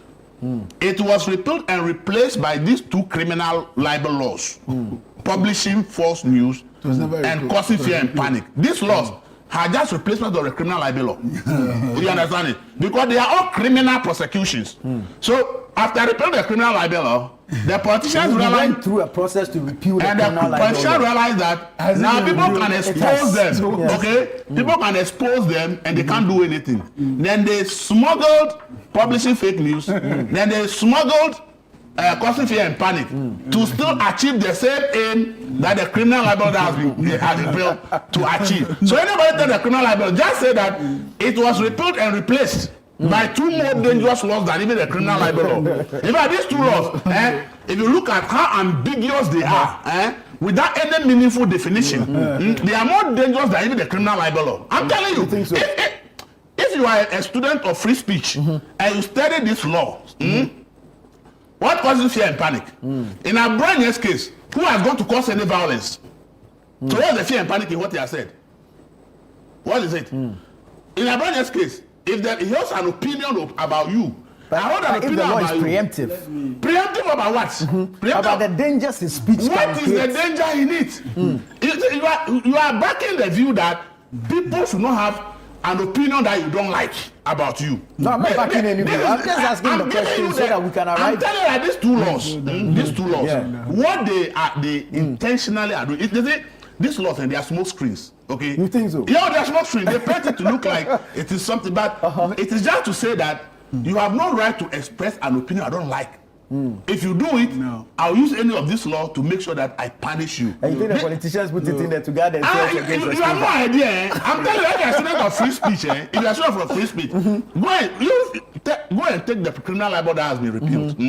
Read the provisions. Go and take causing fear and panic. Go and take in. You realize that even the criminal libel law is better because that one even have clearer provisions. This ones, some humongous ambiguous terms have just been created and made law without any meaningful definitions. So anybody can put any meaning onto what you said and claim that it constitutes publishing false news or it constitutes causing fear and panic. And the moment the person who has authority and based on the ruling of the judge, which has even worsened the case, that you can insult Elvis because it's nobody, but if you insult IGP or you insult the president, that one you have to come and answer in court because they are in bigger positions. So it means that they are more important than you. That's what the judge has said. That is what these two laws are actually put there to achieve, that there are some people you have no right to express certain opinions about them. The moment you do, you should be treated as a common criminal for expressing your opinions and views, assessments about them. They turn you into a common criminal simply because in their assessment, what you have said about them, they don't like it. And that is where the danger is. As I said, the criminal libel law, it was clear provisions. But this one, please land. So as I've said, I'm not somebody who advocates for those things. But I also not be somebody who ever support arrest of anything that proceeded out of the mouth of anybody and treated as a common criminal. There is two aspects of law in this country. There's a criminal aspect of the law. There's a civil. If anything proceeded out of somebody's mouth that requires anything to be done, let it be criminal and civil. Unless there's an action taken. That's what I'm saying, that anybody should prove to me that somebody has taken action. Based on what Abranye has said. Free speech. Based on what Abranye has said.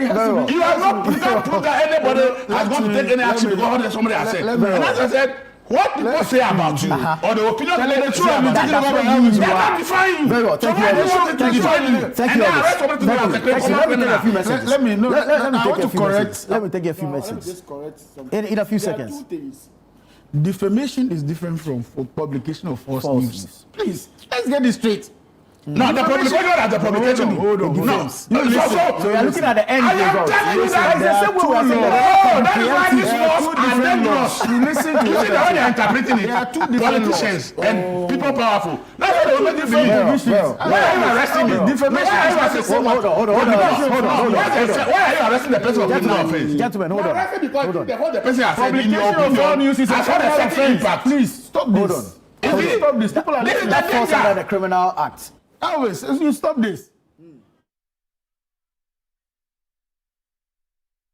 In a civil issue. It's not a problem. But for publication of false news, it's a criminal offense. Why is it a criminal offense? For instance, we were talking about the Rwanda case.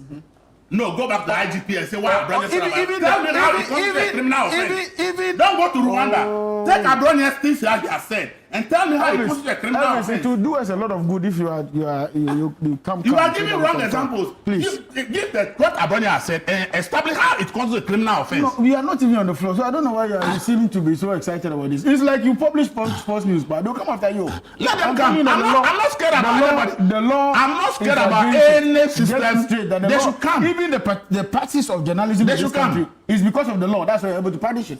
They should come. We're not existing in a vacuum where everybody can do what they like. So please, you make progress, please. Right. Let me take a few messages. Let me take a few messages at this point. This one says, Nanatufo, what happened to Bongo Ideas when he spoke about the former First Lady? It's a question you're asking. What makes the difference? You don't know my stance on free speech. Hold on. I'm not supporting anybody that will be arrested for. Let me finish with these batch of messages. What makes the difference if someone can sit on a TV and insult someone who is facing prosecution for insults? Sir Joe Baba from Bogatanga sent that one in. Good morning, Nana. If we are going to start arresting people and treating them like criminals, then I think Basim Tale and his boss Sami would have been behind bars before the NPP left office. Let's stop making it look like what is happening is good. How many NDC communicators insulted Akufo-Addo during his tenure? Well, that's your question. This one says, I love Mr. Elvis Darko so much, but his submission this morning appears weird. The fact that someone did a similar thing under the watch of Nana Addo without bringing the person to order does not guarantee another person to repeat such a dubious act without bringing the person to order. I don't think that's what he's saying. But you are saying that two wrongs don't make a right. What legacy are we building for the next generation if we continue this way? Abronia erred in his speeches, but have people not said much more damaging things in this country? They were never handled with such heavy hand. And so such heavy hand is what proves that these acts were state-sponsored. Pascal Dunyo sent that one in. Okay. I'm not sure there is anyone who is willing to condone offensive conduct. However, the law seems to be applied unequally, especially when Kelvin Taylor was recently left off the hook for a similar offense. Okay. The way the NDC government and even the court have handled the case of our MPP Bono regional chairman is pure selective justice.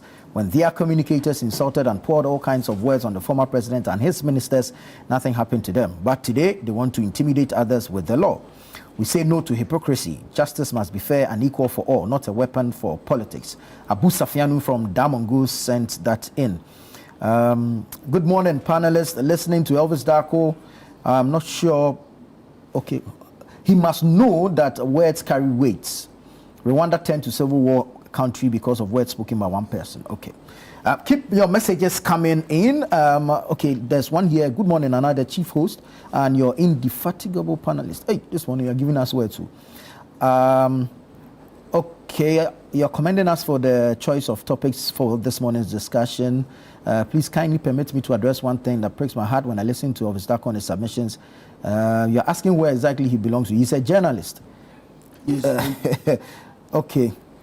And then again, you're asking wonder when his appointment is coming. Oh. Okay. Nana, it will come. Right. Oh, the Rwanda issue, there's so much miscommunication, misinformation. I also had similar views until I visited Rwanda and I went to their memorial. They have a memorial. And they tell you the history, about how it all started. The pronouncements were actually in the heat of the system. They didn't start it. They started killing, they killed so many people before the thing escalated. So this idea that it is that speech that resulted to the war, it is a fallacy. It played a role at the heat of the moment. But if you go to the Genocide Museum and they take you through their history and they explain to you, that was the first time I got to know that this idea of Tutsi and Hutu was a false narrative by Western media. Do you know that there's no two tribes in Rwanda? Do you know that they are not two tribes? Really? You don't know. I don't know this. I read the same thing in history books. Until I went there, they told me that they don't have two tribes. They are one people. They don't have two tribes. What has become what we call tribe is a social classification that in their culture, at that time, if you are poor, you are a Hutu. The Tutsis are the rich people. So they determine who is rich by if you have more than 10 cows. So if you're able to have more than 10 cows, then you graduate from being a Hutu To Tutsi. But they are one tribe. They are not two tribes. But this is what history books have taught us until I went to the Genocide Museum and they explained this thing to me that it is not. But when the white people came and they wanted to bring division, and then they now have made it, instead of using wealth to determine, they rather started using height, people's nose, people's ears, how tall you are, to determine who rather become a Tutsi. And then they started giving ID cards to separate them. And they created the impression that Rwanda is two different ethnic groups. It is not true. So you see, when you sit here and talk about Rwanda and citing the comments on radio, you would think that you are telling them, but that's what the Western country has written for us. If you go there, they take you to the process. They'll take you step by step and explain how the whole thing started till it blew up before we got to know. The statement never was the reason why the war started. The war started because of certain actions of colonial masters to create divisions among them, and they started killing each other long ago. Before the thing escalated to become what it is. So if you don't know, and you have read what the Westerners have written for you, you think you know. I had the same idea that I knew their history because I read it in the books. But when I went there and they took me, I realized that it's a Western narrative to cover up what they have done to cause the war. They don't want the world to blame that they caused the war. So they're written narratives that will show that the war was caused by something else. Everybody who had a chance to go to Rwanda, find time to go to the Genocide Museum and let them take you to education. You understand that all the narratives we read in books are lies. Thank you for that history. We would have to take a break here. When we come back, we'll continue with the conversations. This is Breakfast Daily. Don't go away. We'll be right back.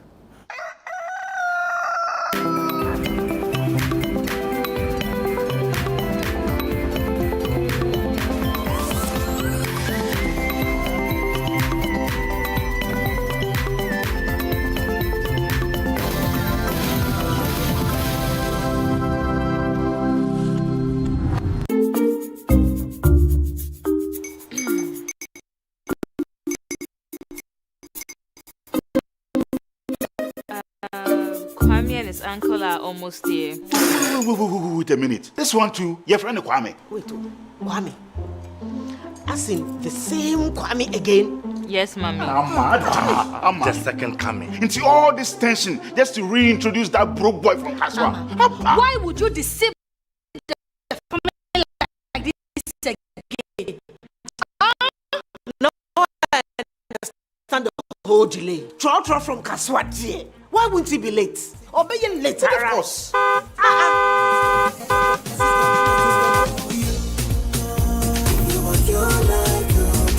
712 hash, star 712 hash.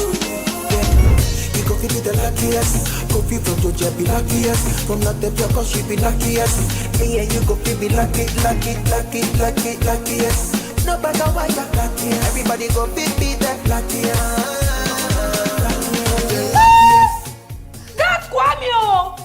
Senya God the boom. If you pray with that, so would the coming of the Son of Man be. Is that his car? Dial star 712 hash. Choose your ticket. Enter your lucky number. Follow the prompts and let destiny handle the rest. This promotion is regulated by the NLA on the Caritas platform. Life can get hectic. And sometimes we forget to prioritize our well-being. That's where Vano Mineral Water steps in. A refreshing solution packed with essential minerals, Vano Mineral Water keeps you hydrated and balanced.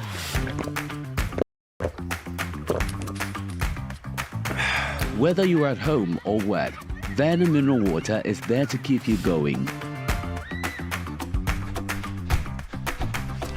Don't let a busy schedule hinder your health. Make Vano Mineral Water a part of your daily routine. Share the love with Vano Mineral Water, the choice for a healthy, vibrant you. This advert is FDA approved. Looking for a seamless shopping experience? Welcome to Franco, where everything you need is just a click away. Shop the hottest deals and unlock amazing discounts on our products such as mobile phones, refrigerators, washing machines, Franco air conditioners from 1.5 horsepower to 2.5 horsepower. Franco television from 32 inches to 100 inches. CCTV cameras, laptops, and many more. Download our easy-to-use mobile app. Visit our website at www.francotrading.com. Call the numbers on the screen for any assistance and enquiries. Franco, home of quality mobile phones, accessories, and your home appliances.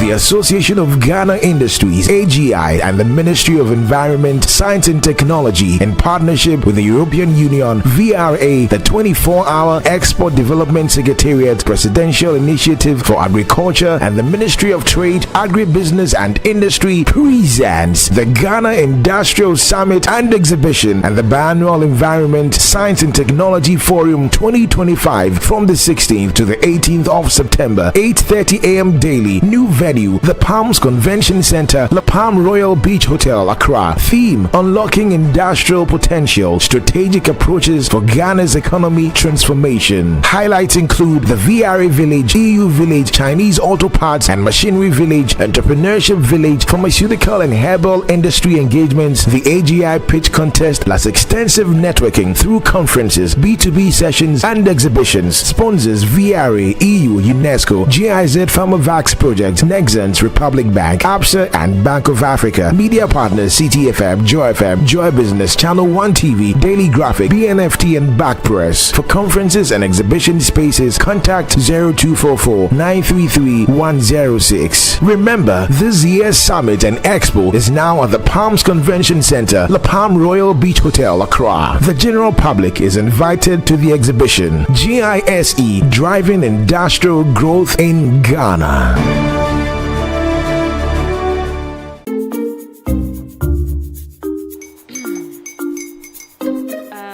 Kwame and his uncle are almost here. Wait a minute. This one too, your friend Kwame. Wait, Kwame. As in the same Kwame again? Yes, mommy. I'm the second coming. Into all this tension just to reintroduce that broke boy from Kaswa. Why would you deceive the family like this again? Now I understand the whole delay. Trotro from Kaswa dear. Why wouldn't he be late? Or be late? Of course.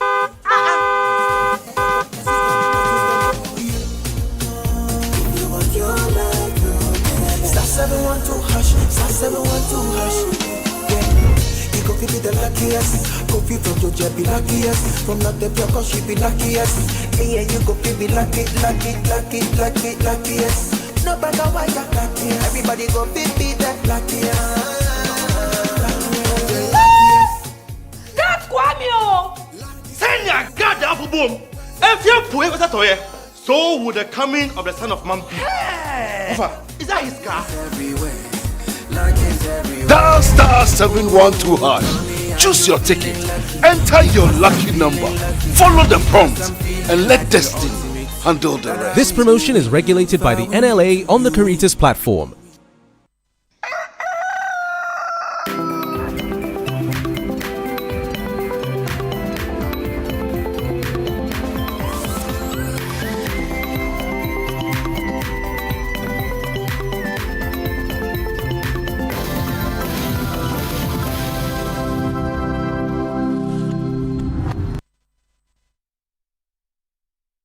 Breakfast Daily here on Channel 1 TV. We're having the news review segment. Elvis Dakon of the News Center newspaper is here. Wanda Madilo of the National Democratic Congress NDC is here. And Dr. Palgrave Boache Dankwa is also here. Doc, I'll start off with you on our next subject, which will have to do with utility tariffs. The Food and Beverages Association of Ghana is warning that if these proposed hikes are indeed approved, then it has a tendency to cripple businesses. In fact, they say it will collapse the 24-hour economy of the government. Your take on these proposed tariffs? Are they justifiable? Are we actually paying realistic tariffs in this country? Mohammed's failure to tackle illegal mining in Galamsey is what is causing these tariffs to go high so that everybody can feel a pinch of it from their pocket. I'm wondering why the president does not want to call for a state of emergency in targeted areas where you are aware, very much reliably informed, that people are mining along river bodies. You are aware. This weekend, some people sent me some videos from Winneba. The water has turned green. If the NPP government had called for a state of emergency when the appeals were made, then Mahama wouldn't have had or found it necessary to do same. Because if then, it would have worked. And if that was the solution, then we wouldn't be here. So it means that President Mahama admits that it cannot be politicized. When his political party were strongly behind the neck of the New Patriotic Party, it is our political party and our president who said he was putting his presidency on the line. It is our president who from 2017 prioritized illegal mining and prioritized Galamsey so that it can become a thing of the past until the NDC started politicizing it. See where we are today. Look at the tariffs that we are going to pay. People don't have money. People are earning 700 cedis, 800 cedis, 900 cedis. People are paying house rent, 1,000 cedis, 200 cedis, 3,000 cedis. How are people going to be able to afford these tariffs? Is it going to bring a rise in illegal connections where people will now begin to try and go through illegal connections of water, of electricity? I mean, I think that we need to be very realistic to ourselves as a people. President John Dramani Mahama must crack the whip. In his Meet the Press, he has almost now withdrawn all the security services from along the areas where people are doing illegality. We've been talking about rule of law here this morning around the table. Why are people doing illegality and we cannot bring them to book? I can't understand that. Why are people doing illegality, we cannot bring them to book? Why should people make money at the expense of our health? Why? Why should that continue to happen? And so, I mean, for me,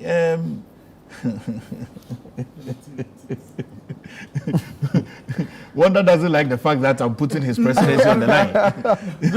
I want to remind you that the subject is on utilities. No, but then the subject is on utilities. No, the subject is on utilities because found a linkage between that. No, of course, that is what it is. And there's no time running at them Galamsey side.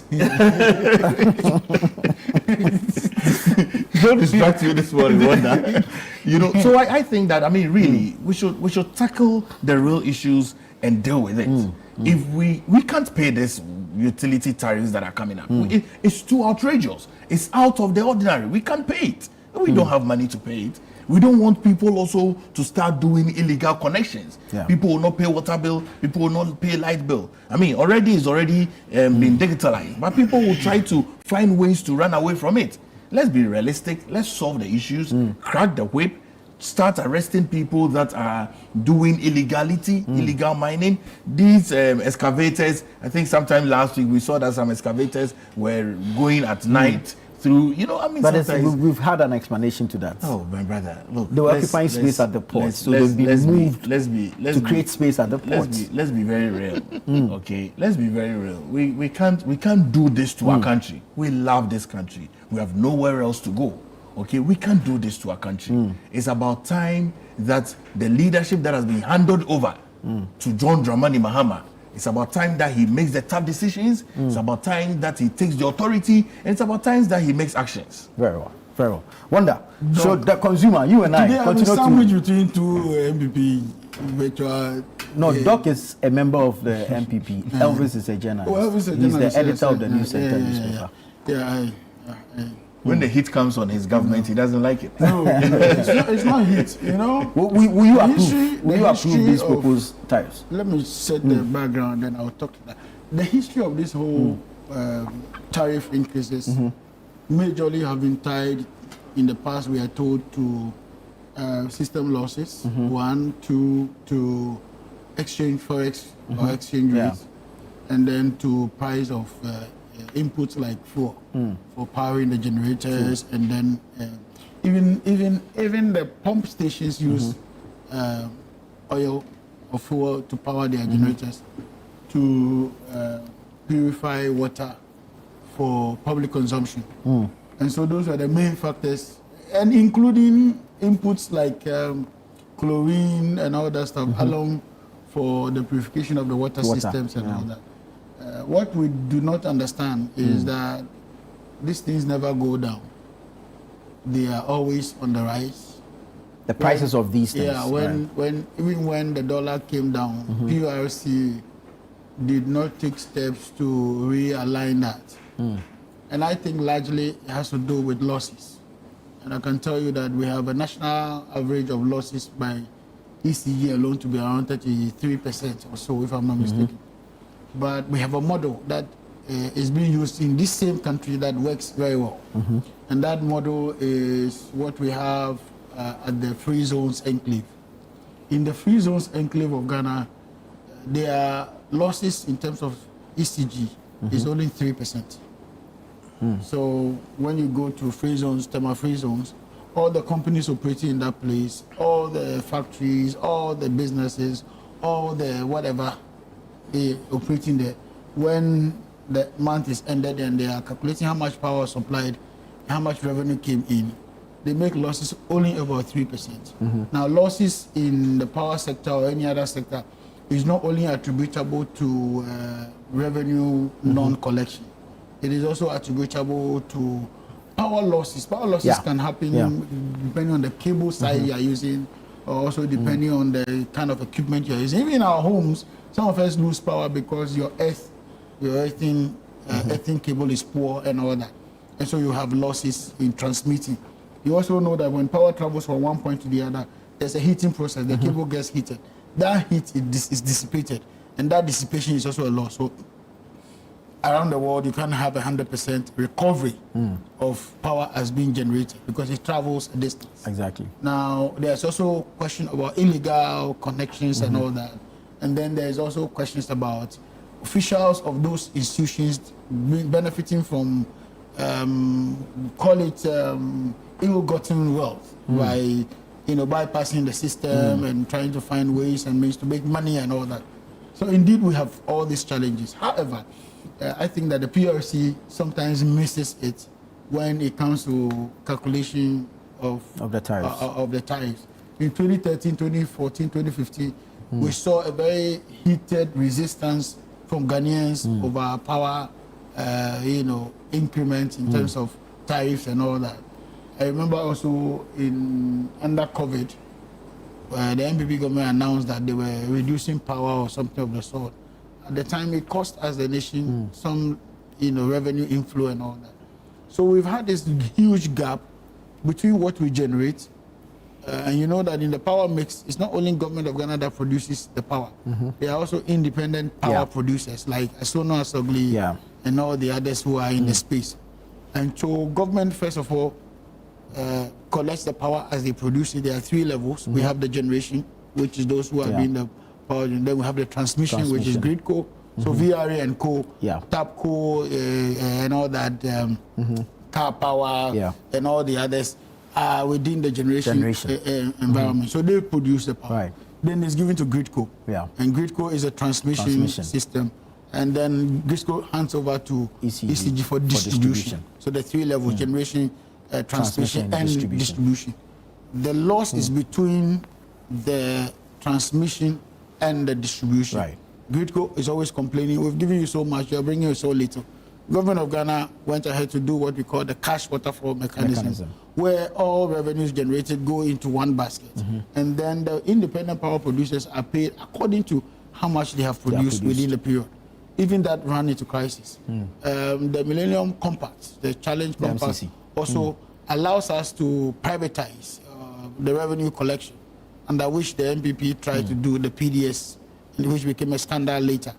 Even though today we still need a private partnership in that environment to collect revenue, because some of the leakages has to do with the systems we're using to collect revenue, and also the kind of metering systems we have. So today, all the meters in this country that are for water is analog meters. And I think that is one of the ways we need to quickly, make progress. We need meters that are reading electronically, meters that I can actually, pay electronically. But so today, water bills are paid by going over the counter, or even if you use your Momo or whatever of the sort. It doesn't disconnect or open you. The disconnection is done physically manually by the men in waterways. So they charge you reconnection fee. So those are the difficulties we've had. I have always complained that, look, since I was born, I've always seen street light levy on my electricity bill. Yeah. And so today, I you don't have have street light in front of my house. Your Greater Accra Regional Minister promised us, but it's not been done. Yeah, so I'm telling you the challenges we've had. So indeed, you know, our power generation sector, the utility sector itself, if I was a government, one of the things I would do is to look at it again and again. I remember some years ago under President Kufuor, if not 2006, thereabout, we brought the AVRL. You remember this area? Aquavitans came to Ghana on our water issues and all that. I'm told they did a good job, but they lost the deal eventually, and then they had to leave this country and all that. We need that approach. Look, it is not the volume we are paying that is a problem. It's the losses that is a problem. So even if I'm paying 100 Ghana cedis a day for my power, and it is reliable, it is there, and I don't make losses, and the state doesn't lose, we're fine. However, it is when you struggle to pay these amounts, and they end up in private pockets, they end up not being used for the purpose, they end up being a leakage, they end up enriching somebody out there, then you have a concern. Very well. So I think that the debate again should not only be about how much we're paying, because how much we're paying is not determined by you and I, it's determined by the factors that brings the service provision. If we went to the market to buy Coca-Cola, and the Coca-Cola seller tells me that, oh, today I'm no longer selling 10 Ghana cedis, it's now 20 Ghana cedis, you walk away or you buy it, because the Coca-Cola producer knows the input that is required to produce that service. Unfortunately, in our country, utilities has become like a freebie to us. We don't see it as a valuable that we pay so much for. People are able to go into showrooms and buy brand new cars because it gives them a certain value. But we are not willing to pay for the power and electricity and water that is the basic necessity of life. I think that some conscientization has to be done. The NCC has to fall in place and do some of these things and begin to talk to people and begin to understand. Finally, I want to say that government of Ghana must begin to do what we call piloting of some of these things in our regions. For instance, if you want to control power losses in this country, don't go national. Take, for instance, Volta region. Realign the power. Realign the what's the name? The distribution channels. The distribution channels. Realign even where your water access is. And I've also advocated that don't sell any land if it's not a service plot, and that's where we have a problem. You see, all the illegal connections are within areas where there are no proper mappings. But if you go to the estate environment, you don't find these kind of things, because everybody is entitled to one line coming to your house. We can tell if you went to dig it or you didn't dig it. But where you have, excuse me, slums, you have people who are congested in an area, you don't even know where the pipeline passes and all that. That's where we have all these illegal connections coming in. So I sincerely believe that government must pilot this in some of these areas and begin to hold on the chiefs. Nobody sells a land until it becomes a service plot. Government can acquire this land, service the plots, like the roads, the ECG, and then water. Then you can sell it even at a higher price. Give what the chief or whoever the landowner is to the landowner, and we make progress. That will be easier for government. That will even allow you to collect property rates and all that from the people. Sanitation would have been improved. You would have even created jobs. You would have created decent living environment for the people. And so we have a challenge, and it has to be fixed holistically. It's not just the tariff. Thank you. Let me hear from you. I mean, although the increases are still a proposal, they've not been approved yet. But we know of the inefficiencies, the losses. Should consumers continue to be burdened with an increase in tariffs over the period for some of these inefficiencies? If we address these, can it help stabilize the tariffs? Oh, sure. But the consumers are the problem. You don't know. How are the consumers the problem? Consumers are the problem. Consumers are actually part of the problem. Yeah, they are part of the problem. So explain to us, why are the consumers part of the problem? You see, they say you cannot eat your bread and have it too. Is that how they say? Yeah. Cake. So no, he doesn't like cake. That's why he uses bread. Until we privatize ECG, we can never get what we deserve from ECG. But the Ghanaian generally has this attachment to state-owned enterprises. Once you talk about privatization, hey, they want to sell to their family and friends. They want to do this. So we want it to be in the government hands. Government to appoint their cronies to go and sit there. They use the place as a procurement business, make their money, and then we all suffer.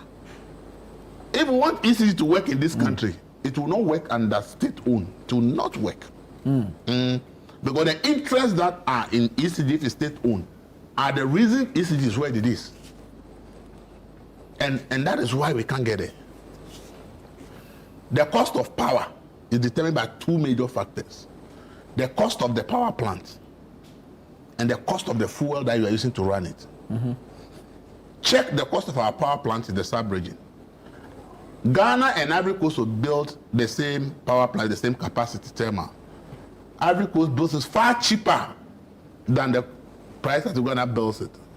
So how do you expect cheaper power? Because the politicians have used their interest to do their contract, break whoever they want to give some high prices to the power plant. So if the price of the power plant is so high, and it is a major factor in determining the utility tariff, what will happen? Procurement, ECG is an avenue for procurement for politicians. And they do all kinds of procurements, make all kinds of money. Foolish things happen there. You read Auditor General report, sometimes you ask yourself, who is sitting down for this to be happening? Nobody also gets prosecuted in this country. Some years back, they imported meters, and the meters are defective. They store it in a warehouse, useless, the money is gone, they go and import another one. We have seen things in ECG where you read the things, but who is doing it? All that is happening not because of the technocrats that are sitting there. Politicians have hijacked all the procurement in ECG because they need to make money. Their government is in power. They finance the government. They have to do procurement and make their money. So they'll turn the place to the procurement center. And so long as the cost of procurement of the things they are using is high, it will be factored into the utility tariffs we pay. So number one, if we say ECG should remain in the hands of government, we can never get that efficiency we are looking for. Right. And for as long as we can't get the efficiency, they'll pile it on us all the time. Okay, that's number one. Number two, see, ECG as an institution is 100% owned by the state. True. So if you are talking about technical losses simply means that you are ineffective equipment in the system. So once the power is being transmitted along the way, you lose a lot, and the illegal connections comes in a lot. Yeah. So government is supposed to provide money because you are the 100% shareholder of the company. You must provide money to retool the company. Go and check whether government has invested in money in the past 15 or 20 years as government-owned money. We don't. The best opportunity I've had was the Millennium the MCC to go through, and then back and forth. We say cancel it, and we canceled it. So at the end of the day, we are back to square one because the main problem we failed to resolve it by not allowing that contract to go through so that private people take over. Yeah. Everybody in this country will attest the fact when PDS came in, everybody realized that there's some improvement in how ECG works. Okay, but then once they are gone, we are back to the same place. So if you have an asset and the equipment are old, you have to reinvest to make sure that you bring new equipment that will be efficient and tackle some of the losses. And your government is not investing. How do you expect the equipment to be efficient for them to solve technical losses? So we talk about technical losses as if it is something that the workers are causing. No, yeah, there is some stealing by some of the workers, which is not in doubt. But that is not the main problem. If you want to talk about 30% losses, both commercial and technical, do you know how much we are talking about? We are talking about $300 to $400 million a year that ECG is losing. It means that they buy that power from the power generators, but they lose it along the way, so they don't get the money back. Exactly. Do you understand it? Thirdly, we sign all power contracts with the IPPs in dollars. So when they sell the power to us in cedis, after collection, they have to go and change it to dollars to pay the money in dollars. Yeah. So as long as you have an unstable currency, that is flip-flopping. Yeah. What it means is that they buy the power at the time that the cedi is 10 cedis. And that the cedi has moved to 12 cedis. When they are coming to pay back. As they are coming to pay. It means that they have lost 2 cedis. So it means the money they are collecting to go and pay back, they are even making huge losses. in the forest losses differential. Yeah. Then because our society is not well planned, we have places where the whole place is like a slum. And people do illegal connection, and tracing it becomes very difficult. The last time Jinapo went to Tamale, they say power in Tamale 70% is stolen. Power sold internally. 70% of the power. That's what Jinapo is quoted. 70% of power sold internally is stolen. Stolen power. Then we have these political meters. When it is time for elections, politicians want to extend electricity to their rural electrification. Then they'll go and collect the meters. Then they'll go and fix for their people. The meter they collect to go and fix, it didn't go through ECG. So they are not captured on ECG systems. So you got the community, everybody is using meter, but they are not paying electricity bills because the meter is not on ECG. So they doesn't even know that there are some people in those communities who are even consuming power. So they are using it for free because politicians want to win election and they want to get power. So because of that, they deliberately put rural electrification under the Ministry of Energy. And it should be under the ministry because that's what the politicians that can make sure it happens. If you want to put that ECG, they may frustrate you. So put it under ministry so that they'll go and collect the power. Hey, give me 50,000 meters, I have to go to. Then they'll go and install this. And you know what people have done? They go and collect the meter from the village and they come and install it in Accra. People are using shape meters in Accra. They are in Accra, they're using shape meters. The last time they did auditing, just Accra is, they said they found about 20,000 illegal meters. They are not on ECG system. But power is running through it. When ECG works, they say, our meter is here, so this person is on the meter is paying. He's not paying anything. Because that meter is not captured on ECG system. Politicians were the one who gave out the meter. So you see, the ECG sustainability, the only solution is to go private. Give it to private hand. Let them have their freedom to run. It's their money. They will reinvest in the asset, make it effective, and they'll run it and make sure that they get their money back. But until we get there, all these things I've said here, we are not ready to change one, and there's no way one is going to change because the interest of big people, rich people, controllers of this country, their interest is ECG is high. And that's where they make Thank money. you, Elvis. Thank you, Elvis. Thank you, Wanda. Thank you, Doc. Unfortunately, we'll have to leave it here. We'll find time to engage more on some of these issues. This has been the News Review segment on Breakfast Daily. Stay with us. The show continues after this.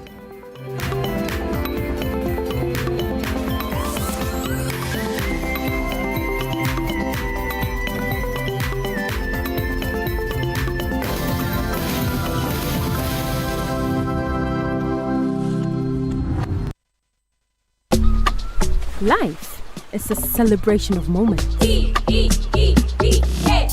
and small. The sun is scorching, I'm feeling the heat. With Piva Drink, every moment becomes a refreshing celebration. From the beach to your home, in every corner of your world. Piva Drink at a burst of refreshment.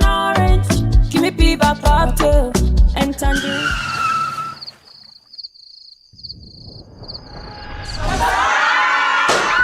Celebrate every moment with Piva Drink. Refreshment for every occasion. Piva Drink, a taste you will love. P for Piva. This advert is FDA approved.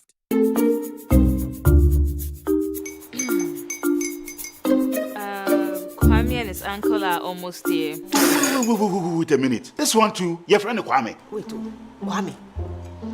As in the same Kwame again? Yes, mommy. I'm the second coming. Into all this tension just to reintroduce that broke boy from Kaswa. Why would you deceive the family like this again? Now I understand the whole delay. Troll from Kaswa. Why wouldn't he be late?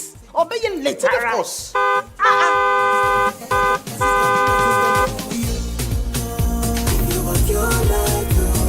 Star 712 hash, star 712 hash. Go give me the luckiest. Go feel from Georgia be luckiest. From not the pure cause she be luckiest. Yeah, you go feel be luckiest. No matter why you're lucky. Everybody go feel be that luckiest. That's Kwame! Send your God down for boom. If you pray with that toy, so would the coming of the Son of Man be. Is that his car?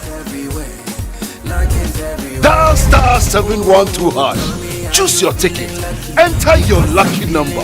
Follow the prompts and let destiny handle the rest. This promotion is regulated by the NLA on the Caritas platform.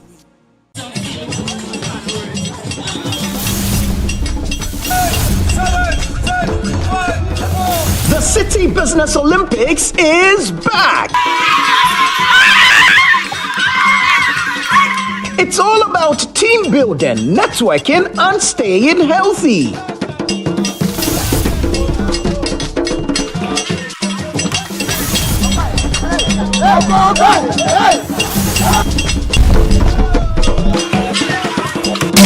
Which game will your company participate in this year? Is it 7-a-side football, volleyball, swimming, basketball, or sack race? Rally your teammates and get ready for action. Date Saturday, September 27, 2025. Time 8 a.m. Venue Eden Heights Sports Complex. Call 0558 973 973 to register your company today. Let's keep fit, grow connections, and enjoy a day full of energy and excitement.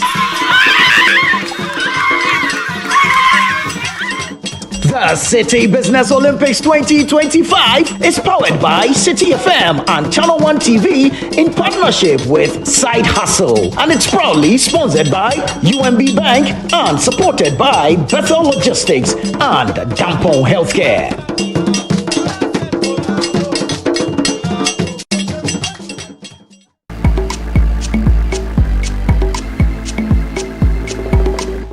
I have the beautiful Manisha Tawani and also Anjana Tawani. Yeah, so my mom, growing up, my mom's food has always been, people have always complimented my mom's food, even her friends, my friends, people would always be like, you know, she needs her own restaurant. And I was like, she's dedicated her whole life to taking care of the family, so it's time to give back. So the Indian chicken curry, is it? It's like a sauce? Yes, it's like the basic ingredients that you have, but we add a lot of Indian spices like garam masala. We know the Indians, we know you for your spices. So Manisha, what schools did you go to? So in Kumasi, I was in Rich School. Oh, you're Rich? Rich Hey, School, I yes. have a lot of friends who went to Rich. Yes. Went to high school. Manish, can you use your hand? I can't even use the stick. I can't. She cannot roll it even.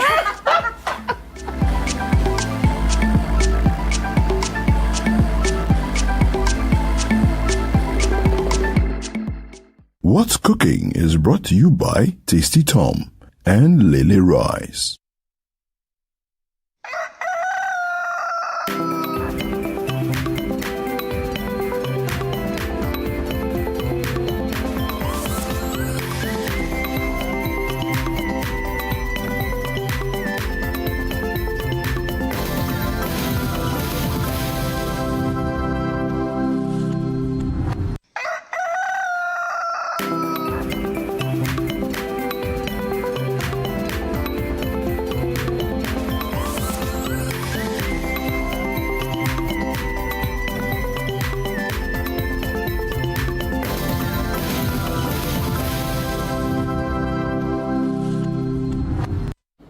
Welcome. It's still Breakfast Daily right here on Channel One TV. My name is Chris Carter. And I am Philip Ni Latte. And of course, we are taking the second part of the show as mid-month, 15th. Today's 15th, right?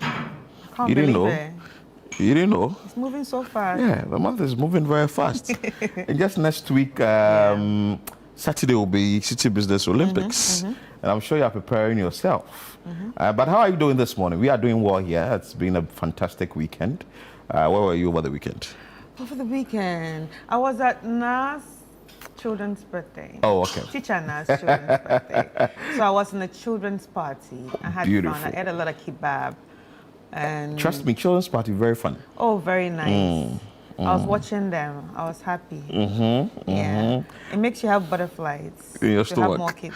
Anyway, so I was actually in the office working. It's been an exciting weekend doing all the work you can think of here. Yeah. At So Channel one person was TV. working and one person was having Was fun. having fun. So there Anyway. needs to be a balance. You Yeah. know, sometimes it's the other way around. sometimes. So we are here today for us to just start the week. It's a new week, and I'm sure you are doing well. Earlier, we spoke about the City Business Olympics. I'm sure that you are preparing yourself for the City Business Olympics, which is happening on the 27th of September, 2025. Ladies and gentlemen, it's not far from us. It's just a week away from now. So if you haven't thought of registering, please do that now.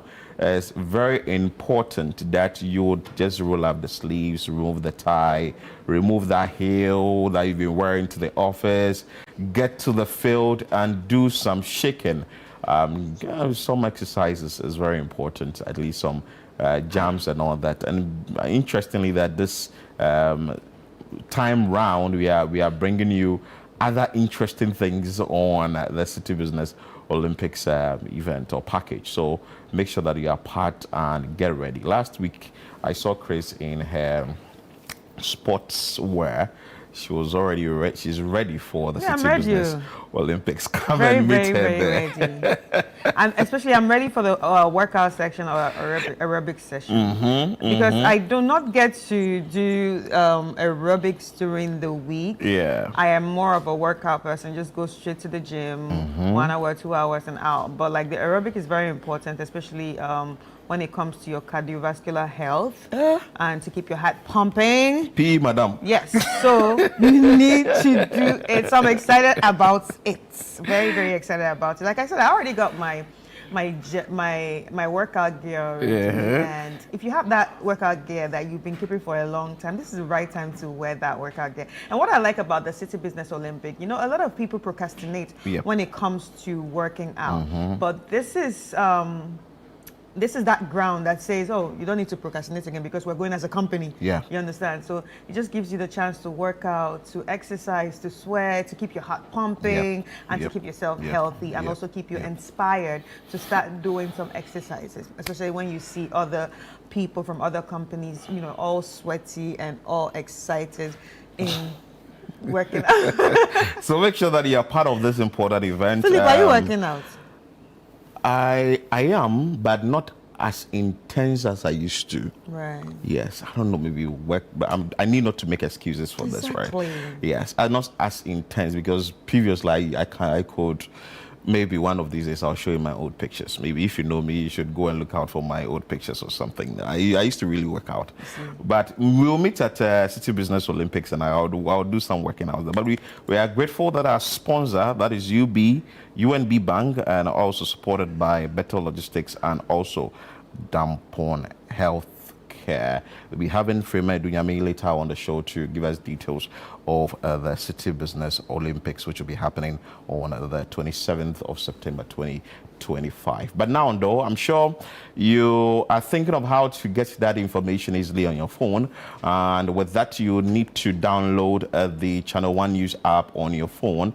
I just go to the Google Play Store, download it now, and get that information that you want. As soon as we post the story, you should be able to get it on your phone. It's on the go. And for you to easily get that, you would have to download the Channel One News app, which will make your life very, very easy, and you will definitely get all the information that you need as you go about your day-to-day activity. Chris. Right.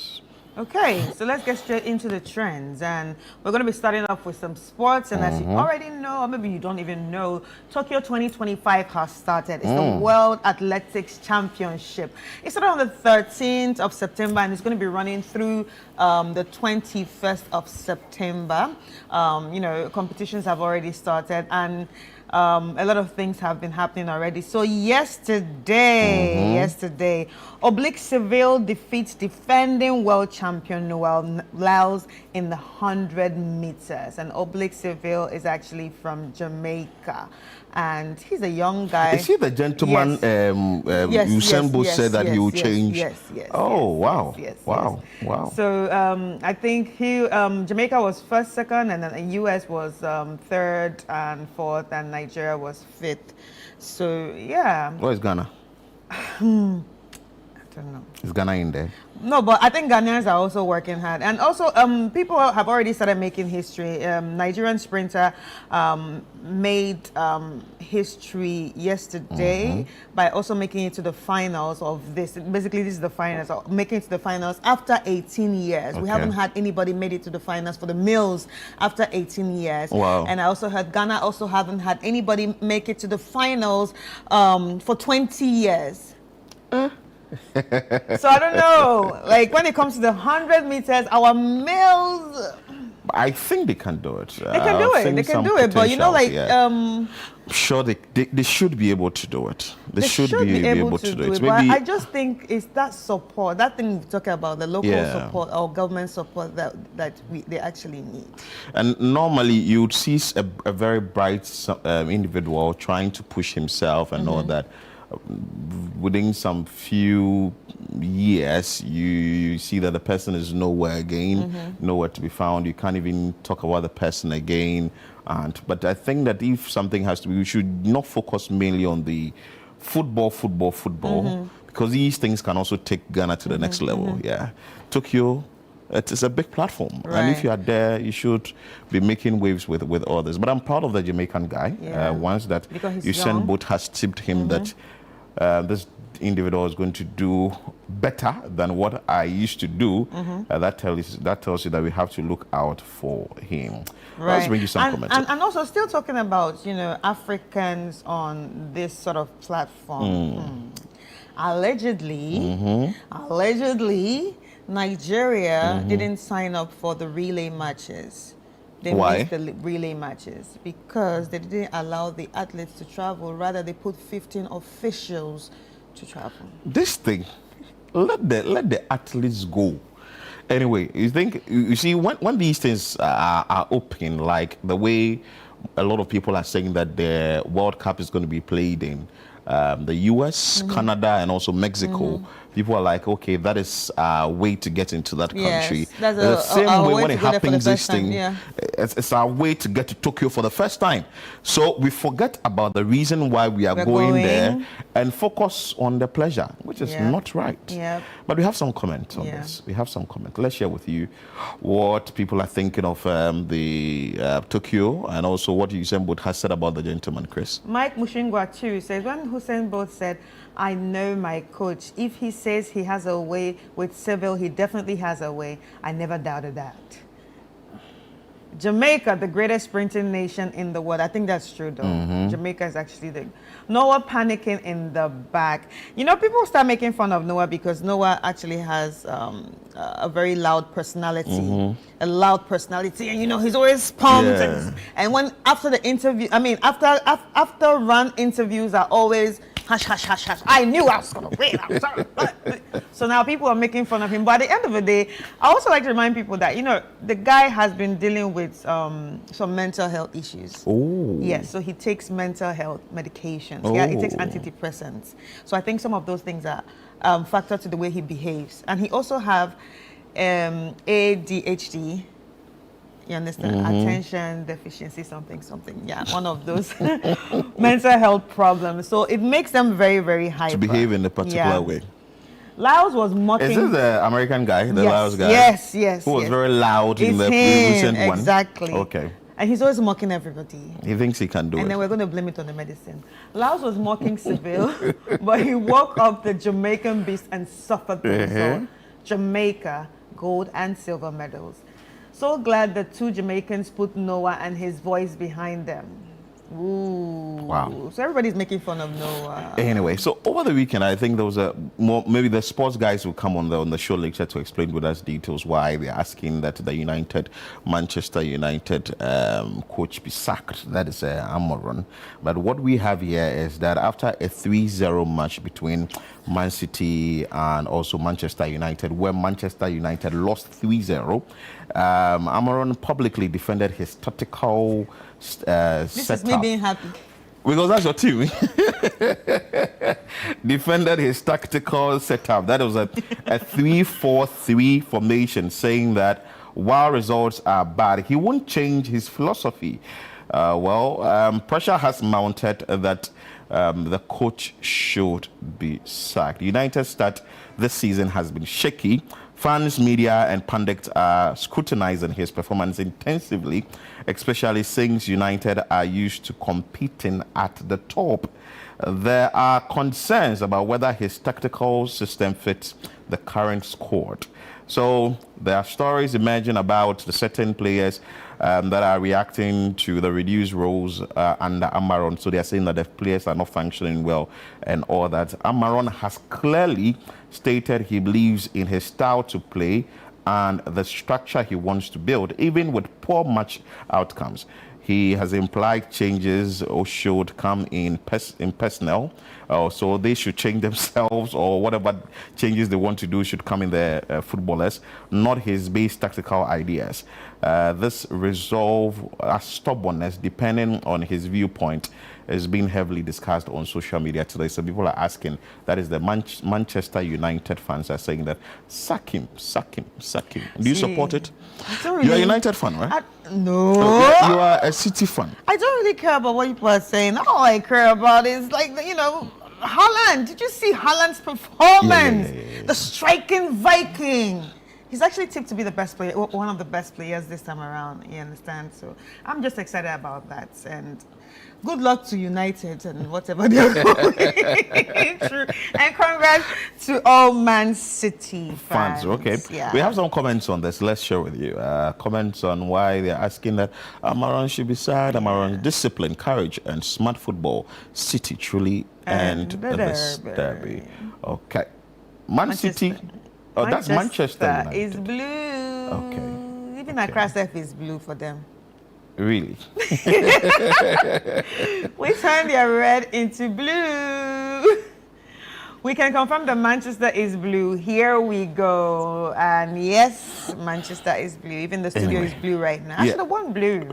Okay, but you are blue. Yeah, but you have a blue for us, you know. So the sports guys will be coming on the show later to give us details of why all these things are happening. But just as what we gave you, to a rather sad story. Yeah. Over the weekend, that is yesterday, the family and children of the late Apostle Kojo Safo, known as Kantanka, issued a statement telling the whole world the demise of their father, their loved one, and the gallant son.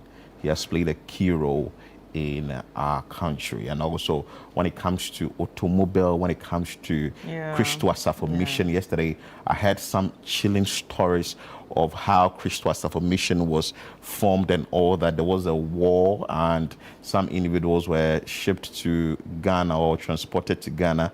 The Christo Asafo Mission, led by himself, had to feed these people for a very long time until the government came in with some interventions.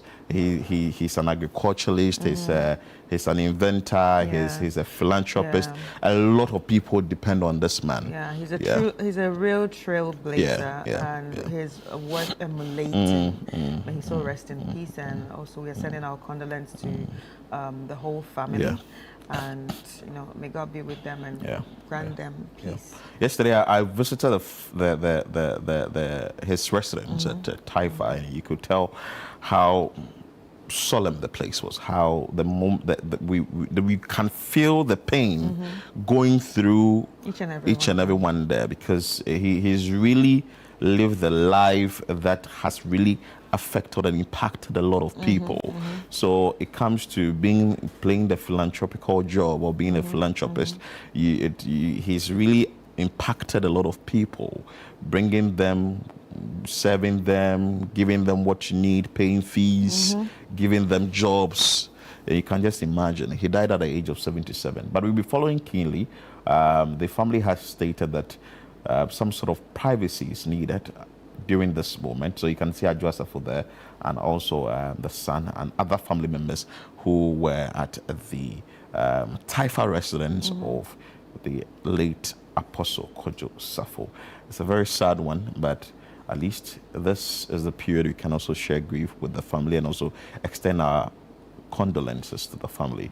And we'll be following up keenly on the funeral arrangement and the burial arrangement that will be announced soon by the family and children. Yeah. All right, and let us check out the video of the day.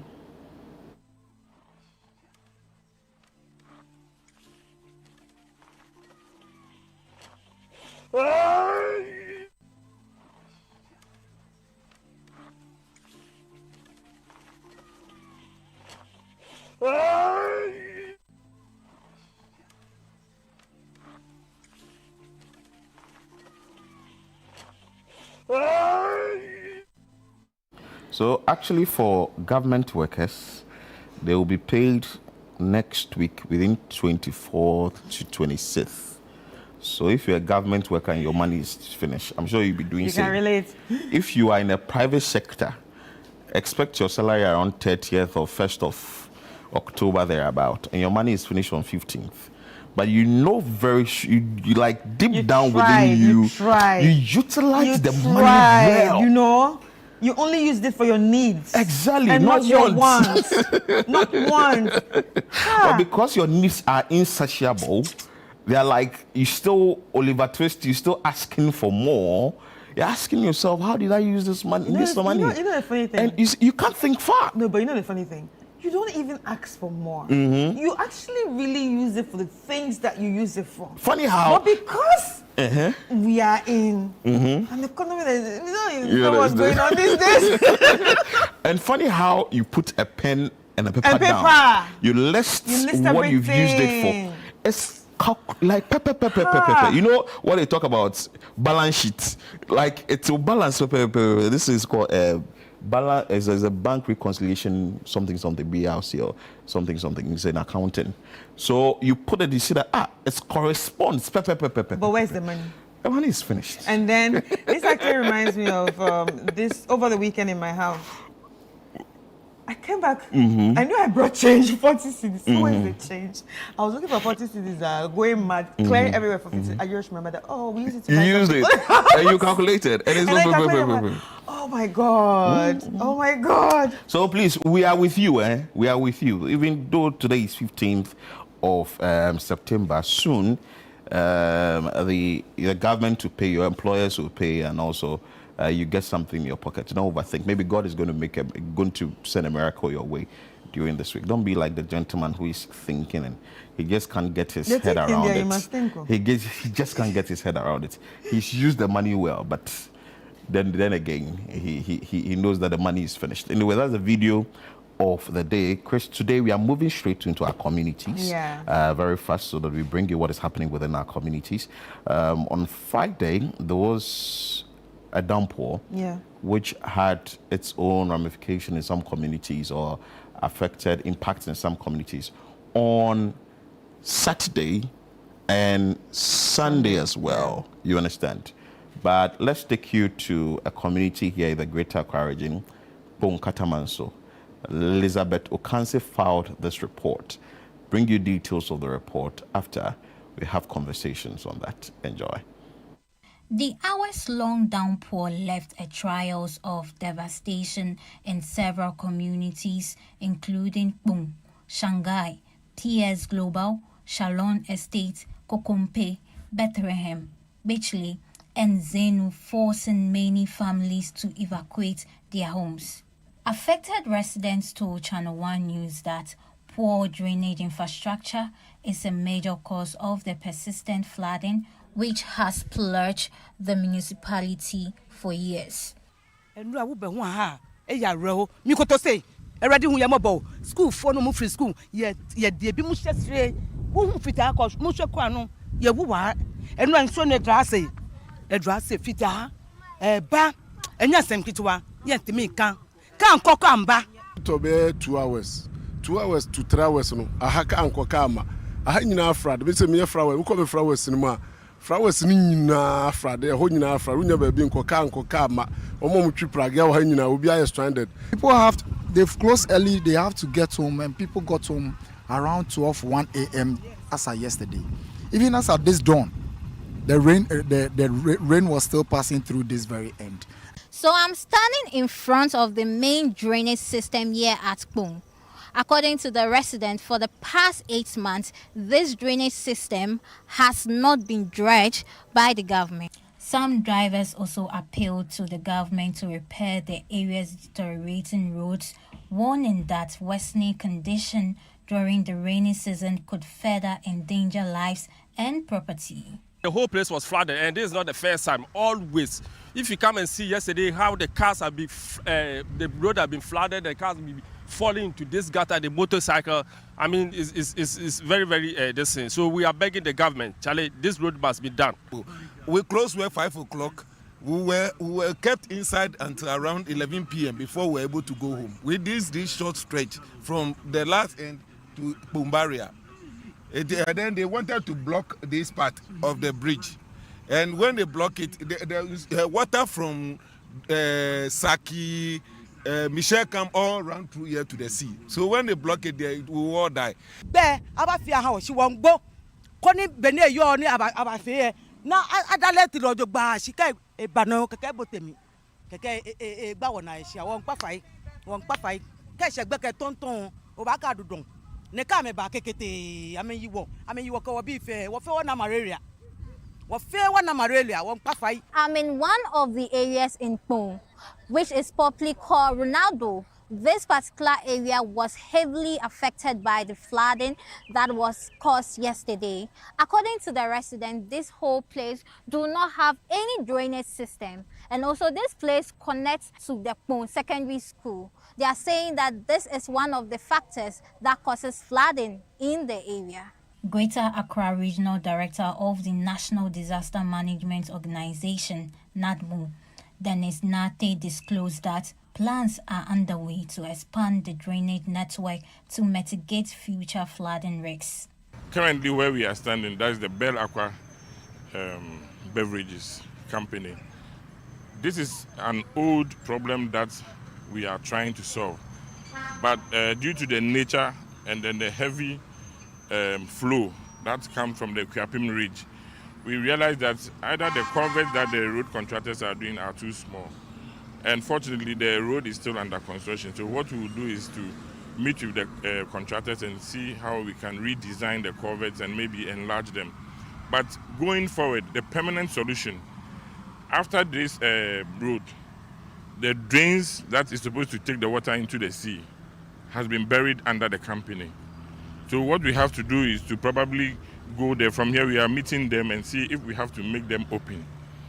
Because the way it is designed, if it is choked, if it gets choked, no one is able to go into it to desilt it. Meanwhile, the municipal chief executive for Pong, Katamanso, described the damage as alarming and called for a collective effort to tackle the municipality's recurring flooding challenges. Yesterday, we were able to get the National Fire Service to be on standby, since they are also well equipped and they will be needed during this time.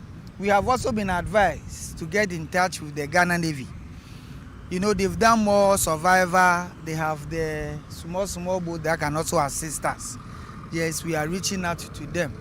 We are also calling on all other stakeholders and benevolent societies who can come to our aid, so that together we can save life and property.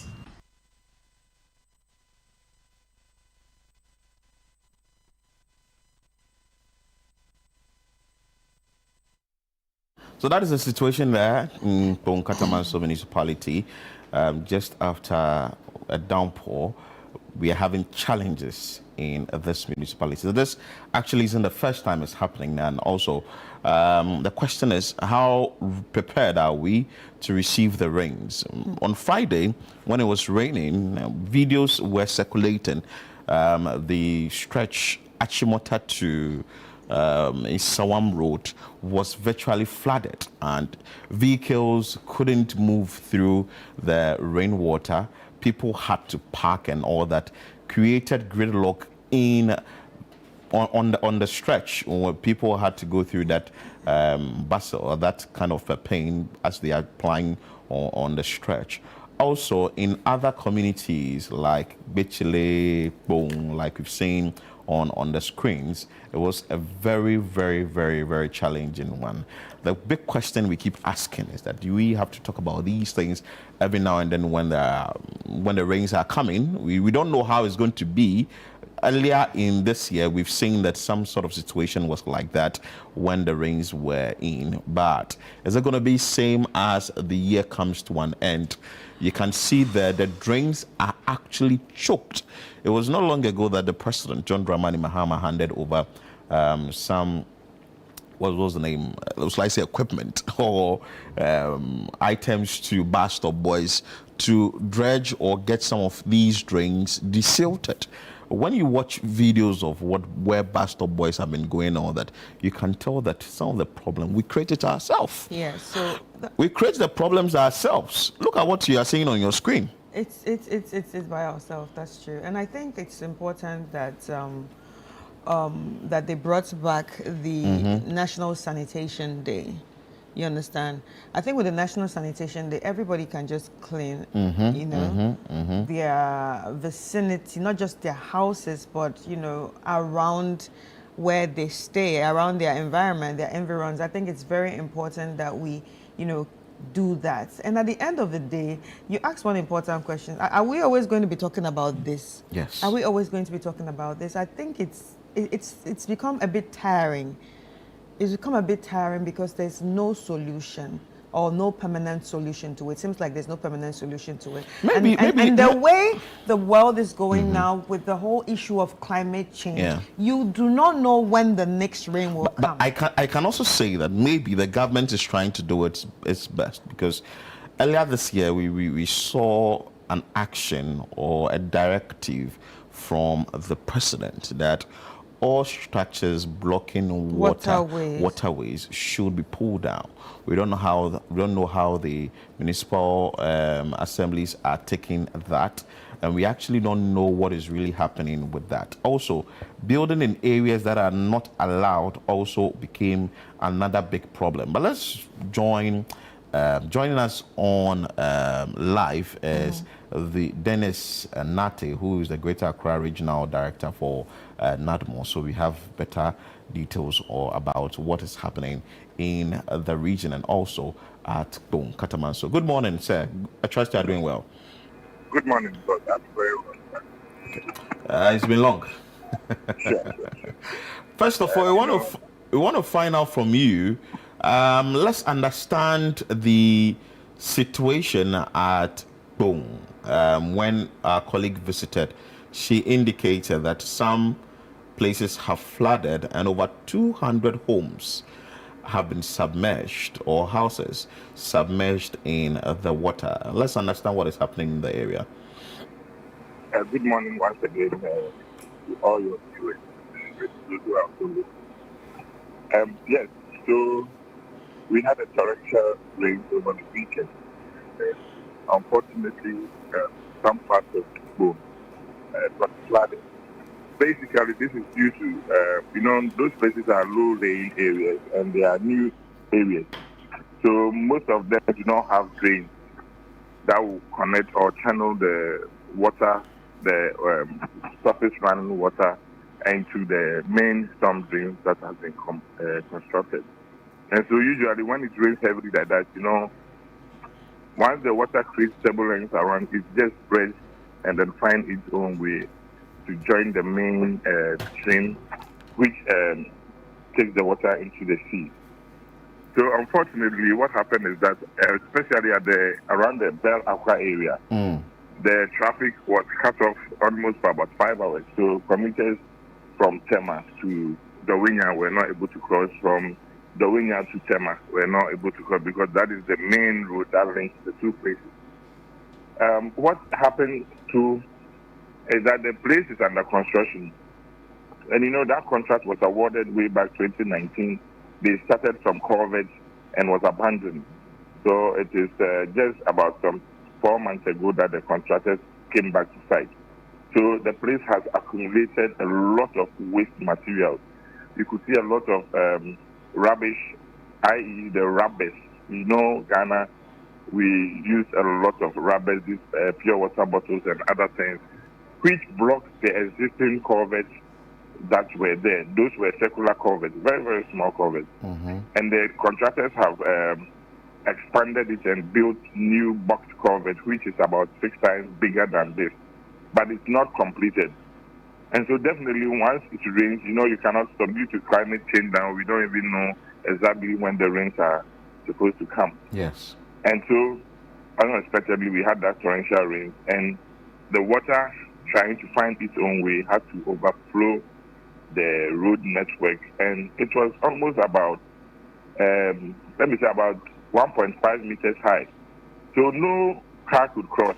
They have to wait for it to submerge before they could cross. So what we are doing as NADMO, or what we did, the decision we have taken is immediately after the culvert, there is another culvert that was built by a company which bought a land around that area. And in an attempt to reclaim the land, they built an underground storm drain. But that has not been distributed over 5 years. But before you go on, the storm drain that has been constructed, is it big enough to hold or to the rainwater, to hold the rainwater that we were going through it? Or is it standard? Did it meet the standard? I would say yes and no. At that time, flooding occurs or increases as a result of construction work. So I would declare or describe this as man-made disaster. Okay. Because as and when we try to encroach around the streams, then we give pressure to the water because we narrow the volume of flow. And so that culvert usually used to carry that water, but because of encroachment along the stream now, the volume has to increase because the main stream is silted. And so when it gets to that place, and that storm drain is an underground storm drain, what I realize is that they have not created chambers for people to be able to desilt it.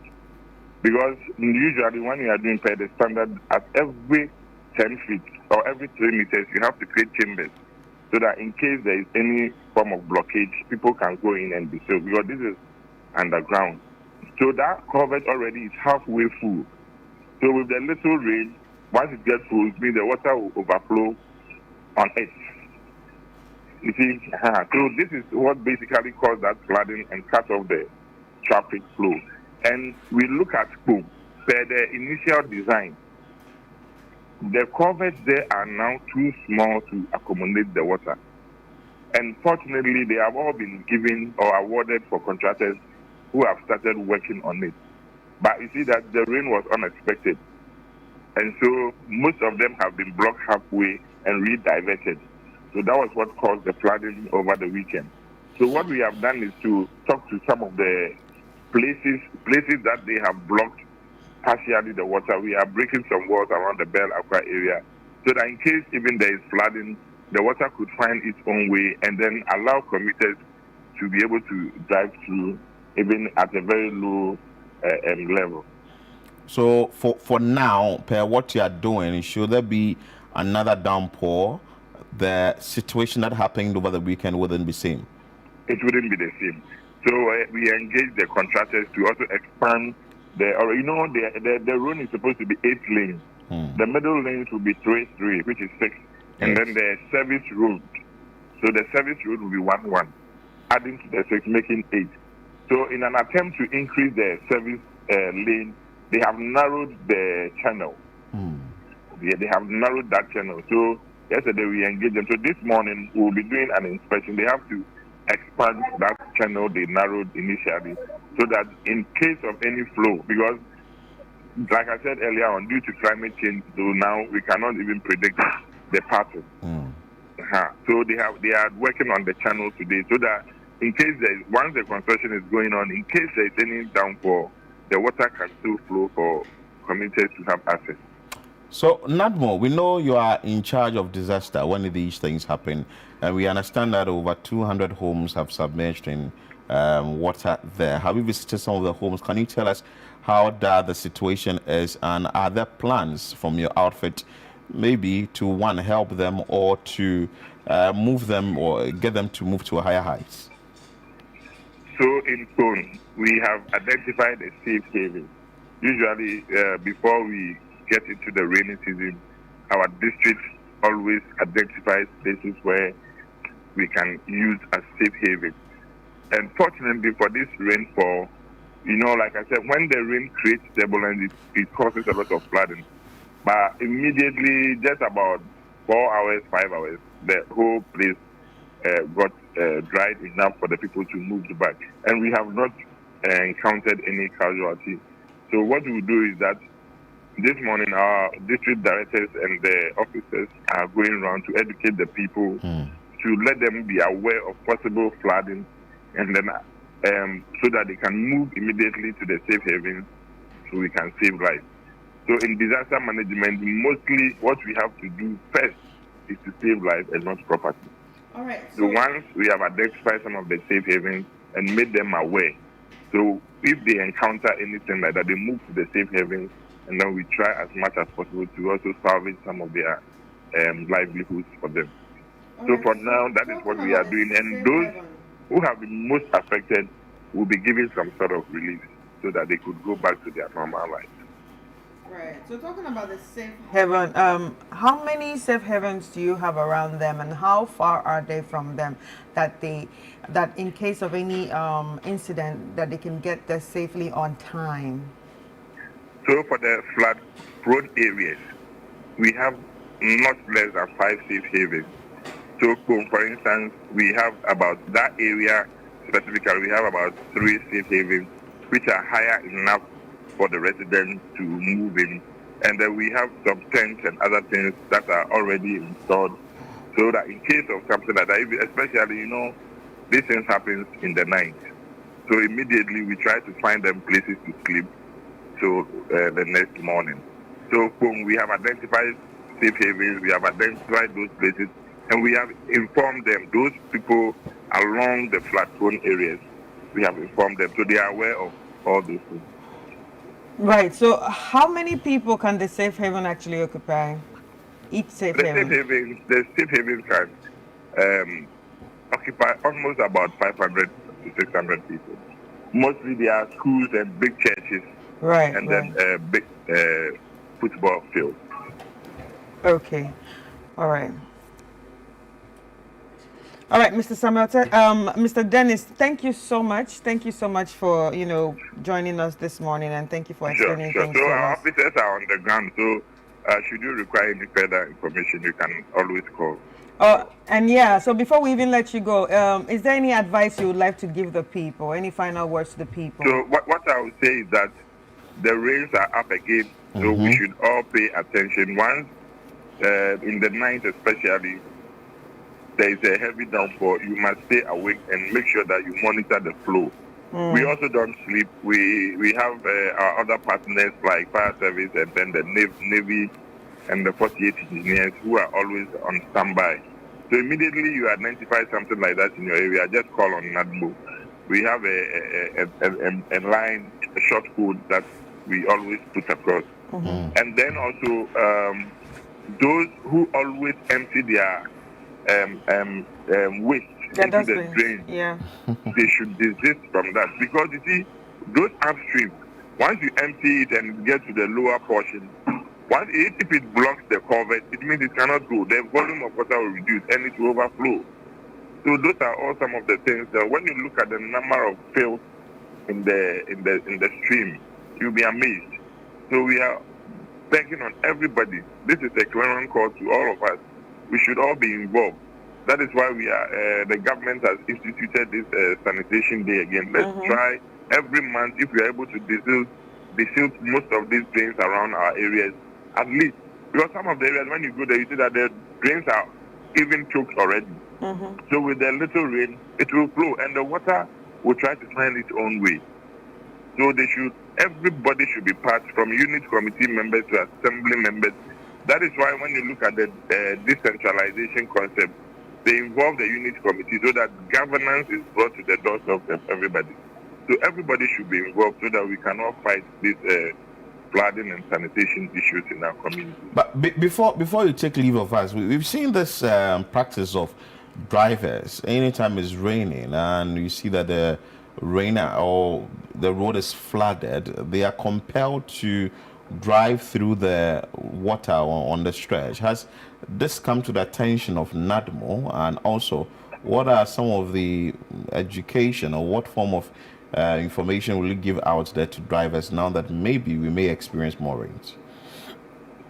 When you look at the runabout around the Atomic Junction, you realize that once the rain was a little bit heavy, there was a little bit flooding there. There are metal gratings along the drain. Most of the drains constructed there were underground, and there were metal gratings that were provided to shield the field. But unfortunately, the these scrap guys who move around, they have removed all those metal gratings. So with a little rain, the field chokes the exit point. And so it takes time for the water to drain off. So this is what we must all be watchdogs. We must all make sure that once you see someone removing something like this, let's draw the attention of authorities. If we're able to salvage some of these things and make sure they are in place, those little floods around those areas would stop.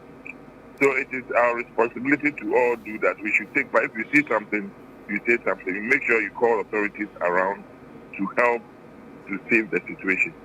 But we are on. We have deployed task forces around, and we hope this time around things will be better. Because once we notify something around like that, we call immediately on the municipal assembly or the district assembly in which jurisdiction that falls.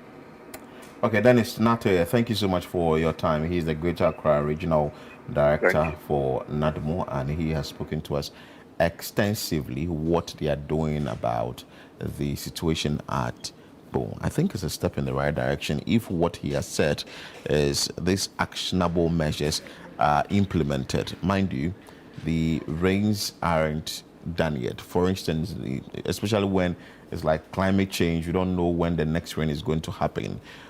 Someone will ask that in the past, around September, you don't really see much rain.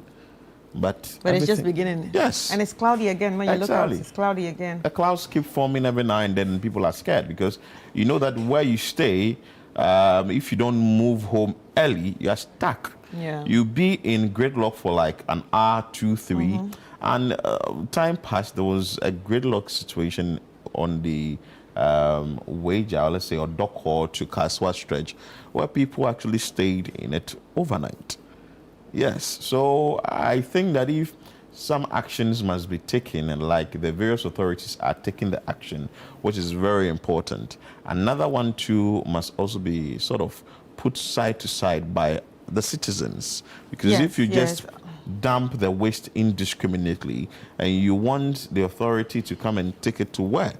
You understand? So I think that it has to be like all hands on deck. Exactly. If the authorities are doing theirs, we the citizens should be doing ours. And I feel like there should be some sort of sanction if anyone is seen dumping refuse anyhow. The regional minister, Linda Oklu, has said that she's going to mark the various assemblies according to how they manage waste and also other essentials that they do in their municipalities. But key amongst them is how they manage waste in their municipalities or their districts. So we'll be following up keenly on what is being done in the various municipalities or districts. But another important individual is the municipal chief executive for Bone Katamanso in the Bone area and what exactly is happening there. He is joining us live, Samuel Tete Kwashi Morton, who will speak to us extensively about what is happening in Bone. Hello, sir. Good morning. Good morning, sir. I trust you are doing well. By God's grace, I'm fine. First of all, we want to find out from you, after you took over as the MC for Bone Katamanso, have you seen some structures or buildings that are sited on waterways that would hamper the free flow of water and eventually cause flooding whenever there is a downpour? Yes, upon assumption of office, I was baptized with a flat.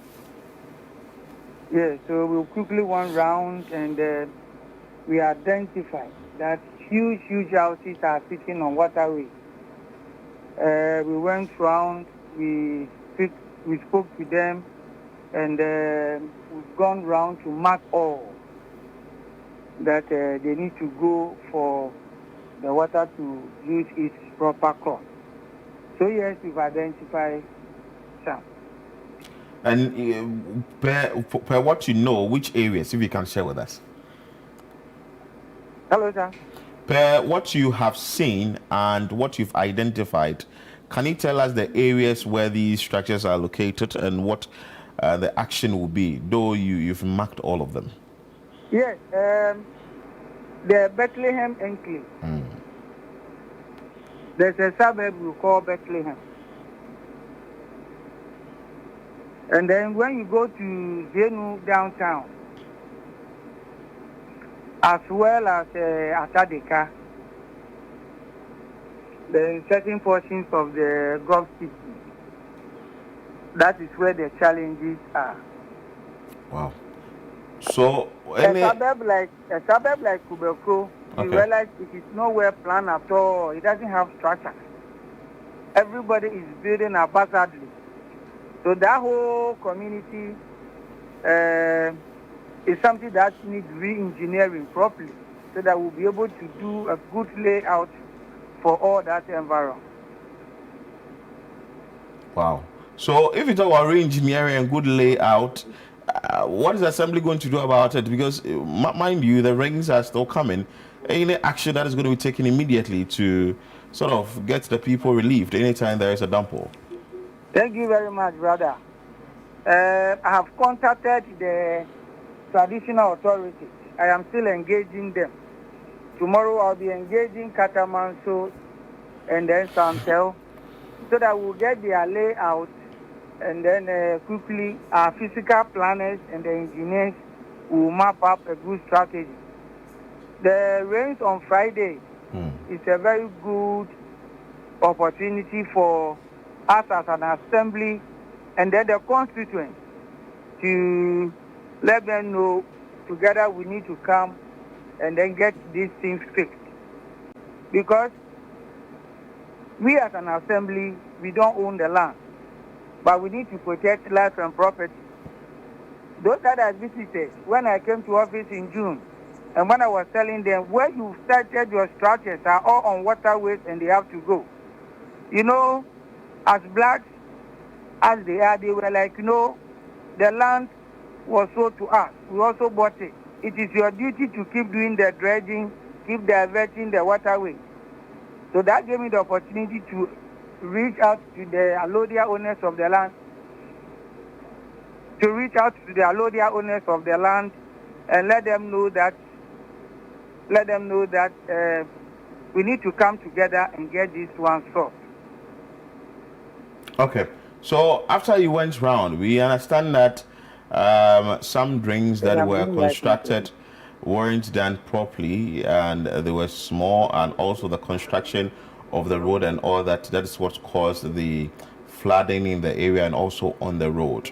What is the assembly doing together with NADMO to ensure that such a situation do not happen again, now that the rains are not fully out of the system yet? You mean the flooding? Yes. Yes, that's what I said. Issue with the flooding, all we have to do is properly align all the traffic so that water will have its course. No, but when we spoke to the NADMO Greater Accra director, he spoke about a drain.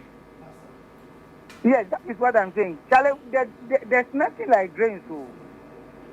There's nothing like drains. Most of the places where the flooding is severe, there's nothing like drains. So that's what I started by saying. I am calling on the layout so that we'll do proper re-engineering. Now, one of the culverts we saw on the screens. But those culverts you saw on the screen, was a shoddy way, I am telling you. Wow. Because when you look at the volume of water, and those things that was constructed then and they say it is drained, brother, you see, those areas, we need proper storm drains there. We need proper storm drains. And what they did, I don't know what actually went into it before they did that thing. Proper re-engineering was not done, brother. Proper re-engineering was not done. So, yesterday, I called on the hydro people, I called on urban roads, and then the highway, so that there are technical men who assist my works department here for us to come up with proper layout where we will get all the drains properly aligned. Because when you look at the volume of water that poured down the last time, those small drains you see, brother, they can't hold that water. They can't hold that water at all. Proper engineering was not done.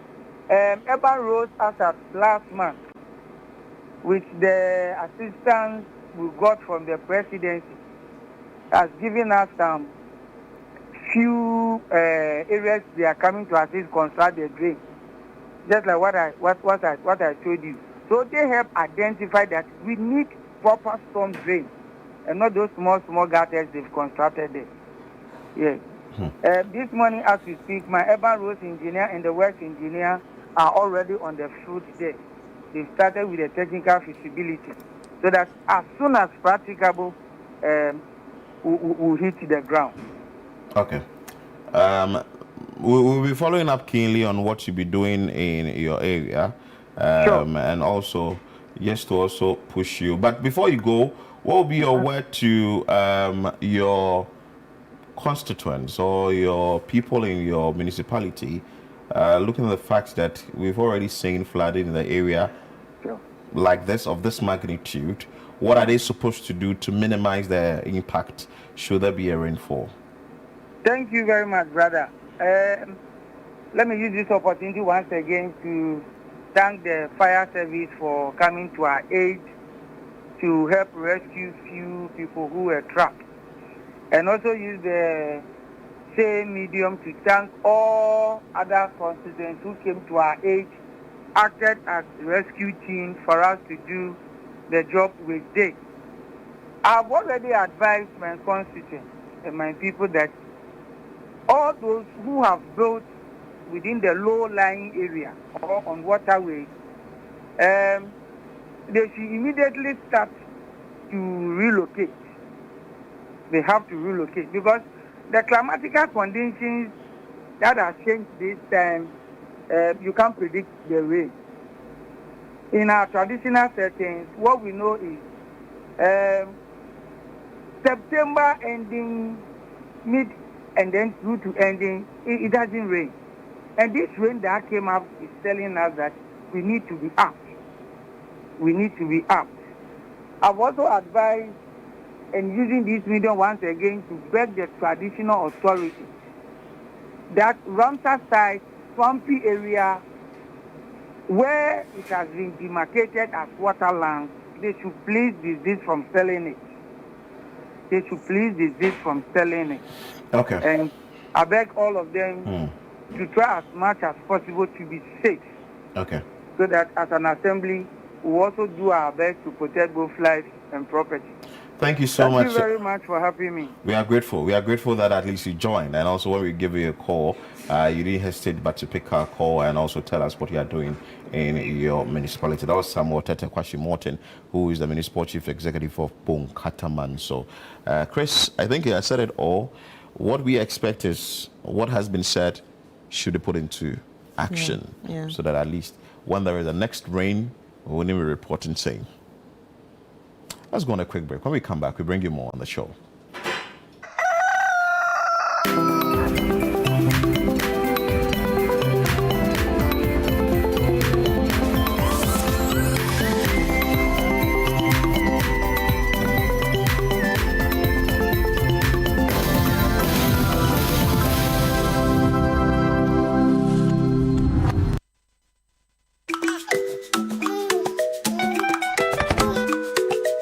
How may I help you today? We'd like to open a bank account.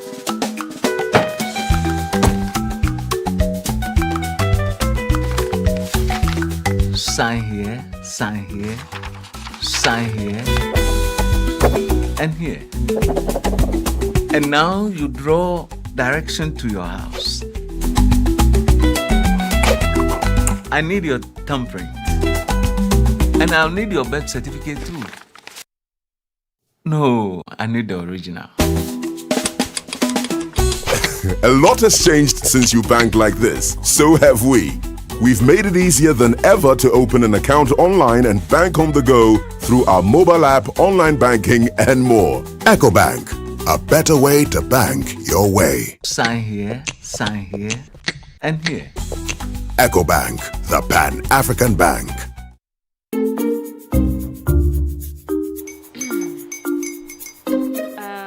Kwame and his uncle are almost here. Wait a minute. This one too, your friend Kwame. Wait, Kwame.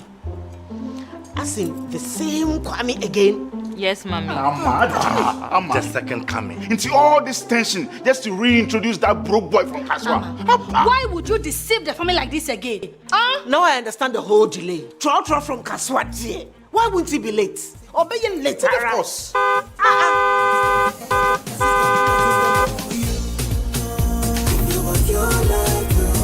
Star 712 hash, star 712 hash. You go be the luckiest. Copy from Georgia be luckiest. From not the block, she be luckiest. Me and you go be luckiest. No matter what you're lucky. Everybody go be that luckiest. That's Kwame! Send your God down for boom. If you're poor, so would the coming of the son of man be. Is that his car? Dial star 712 hash. Choose your ticket. Enter your lucky number. Follow the prompts and let destiny handle the rest. This promotion is regulated by the NLA on the Caritas platform.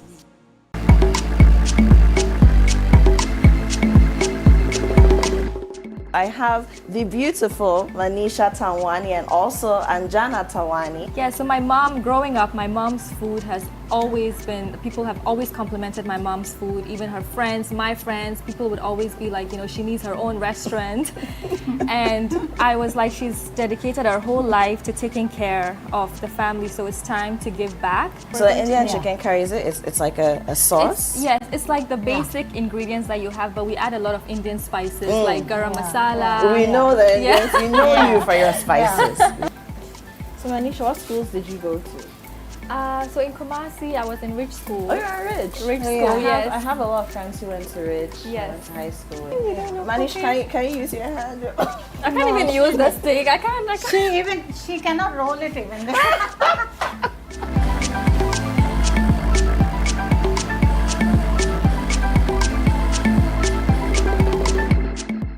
What's Cooking is brought to you by Tasty Tom and Lily Rice.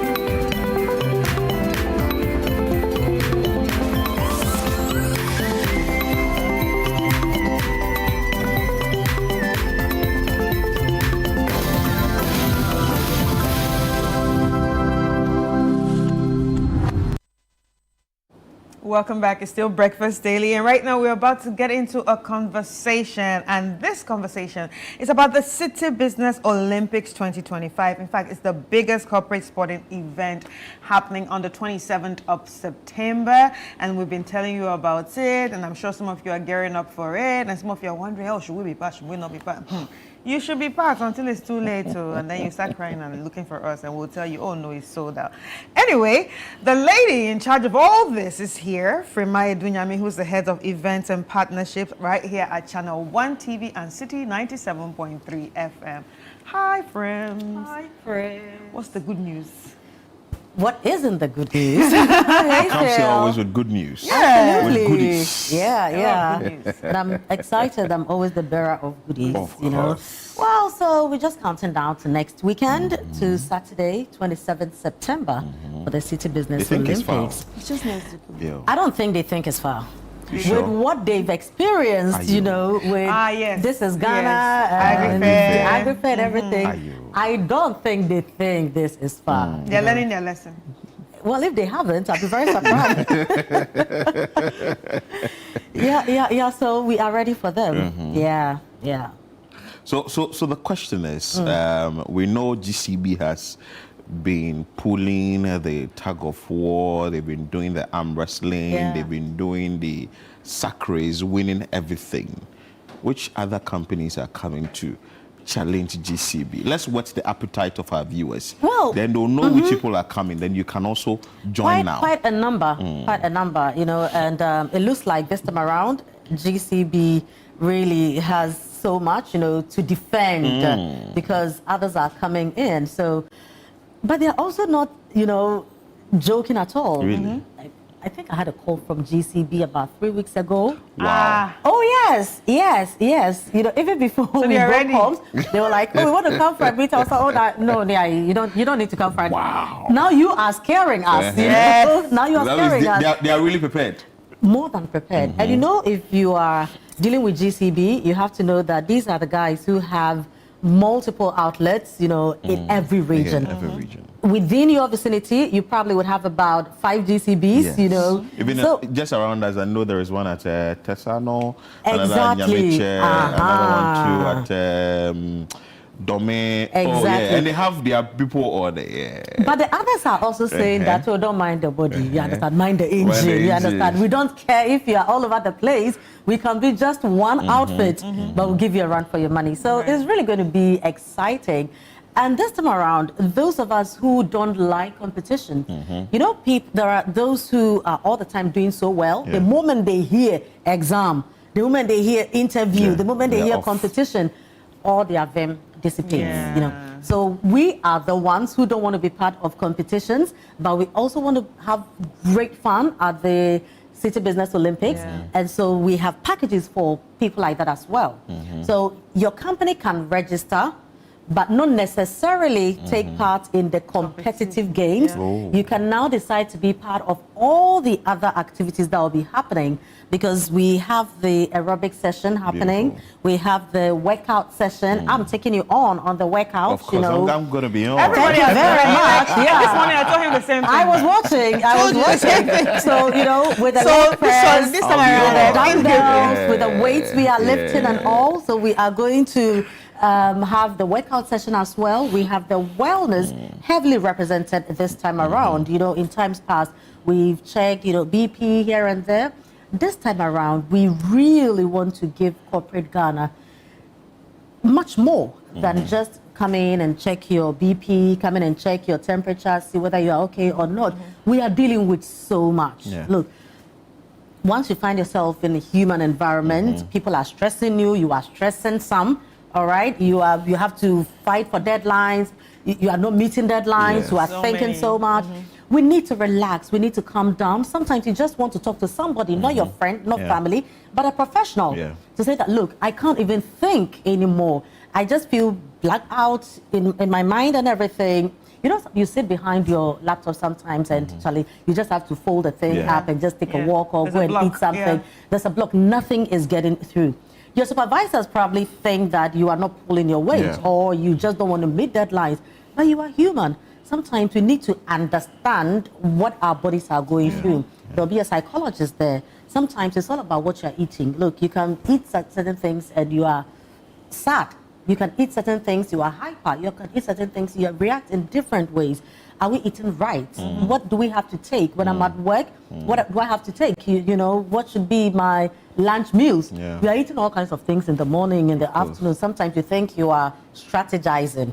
You understand that if I eat 2 balls of cake in the morning, then you do the permutations. And I was saying because you calculate and think that, okay, this should take me to about 4 p.m.